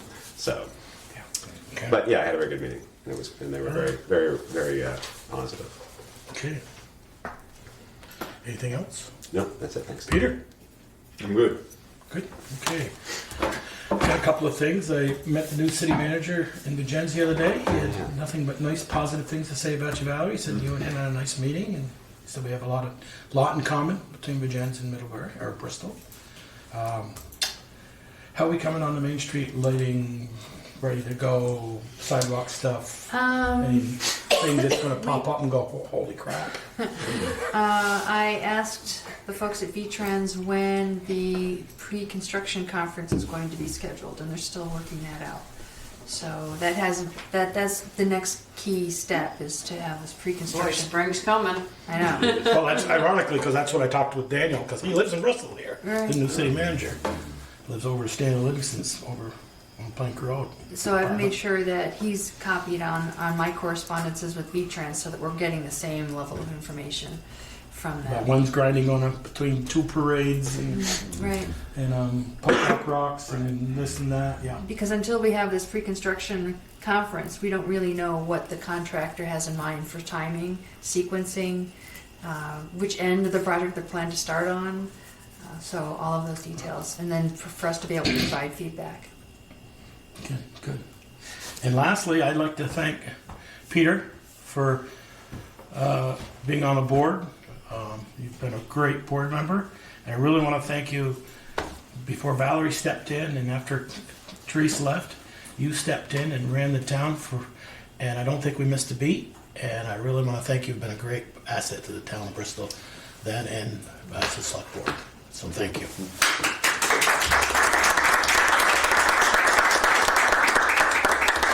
Still have one more meeting. Yeah. That's right. He does. Make sure we deal with that personnel policy. Town administrators report. I don't have anything to add to my written report. Can I have a question though on that? The watershed, the emergency watershed protection program that they agreed to, the properties. So what does that mean now? Because it doesn't cover 100%. 75%. Right. So, but we have to administer The whole those thing. funds. So Right. have we kind of come up with a policy on how that That the there other is- 25% is? There's a contract that the Okay. landowner would sign and commit to paying the 25%. Yeah, commit to paying and having it paid are two different things. Right. So. Well, yeah, we'd have to, if they fail to pay, there would be a tax lien levied against the property. I actually do have one more thing, Valerie. I don't know what your policy is, and I'd hope the board would support you. When's the last time stuff can go on the agenda? Wednesday afternoon or Wednesday afternoon? It's supposed to be Wednesday afternoon. Let's make it Wednesday. That's not supposed to be. I saw this truck pull into my yard at 7:25 on Friday night. I leave my packet off. I'm sitting in the living room watching TV, and I'm wondering, and it's you when I see you drive off. And you need to be home on Friday night at 7:30. You need to be home in bed or home with your husband. Home, relaxing, maybe with a glass of wine, maybe not, but not doing town business. And if it means that, Jimmy or somebody else or Sally brought something in or Bruce brought at Thursday afternoon and you tried to get it on the agenda, nope, it'll have to go in 2 weeks. You have a life That's why we besides put here. the deadline for Wednesday. That's what I said, but So you have a life besides here, and I'd really like to see you more go over the mountain when you're not working at 7:30 at night. I said to Star, see, she's still working. It's 7:30 Friday night, and she's still working. But anyway, okay. So. Okay, other business. We got any other correspondence or anything? No, but there are a number of different correspondences in here. Yep. Some really interesting things. Yeah. Yep, there is. And we got executive session now, right?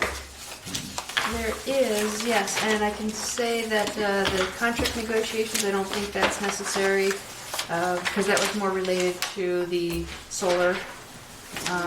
The labor relations agreement, that's police union stuff. The pending litigation, I don't know that there's information in your packet, but I don't know that it's an actual discussion item. And personnel matter, I think there is a small personnel matter. So it'd be just personnel matter. Personnel. Just personnel matter. We're not gonna talk about the labor relations agreement? Oh, yeah, we can, if we're ready. And just to Bruce, is this is what went in the town report, your 3 little pages here? Is that what went in? Yeah. The budget. I just want to comment, I love to see the cruiser that way. That's what it looked nice, with Bristol Police across it. But a very nice mission statement, I like that. Okay, so Michelle, you want to enter us into? Sure. I make a motion that we enter an executive session to discuss labor relations agreement and personnel matters per 1 VSA section 313. Second? Second. All in favor? Aye. Opposed? Okay, we are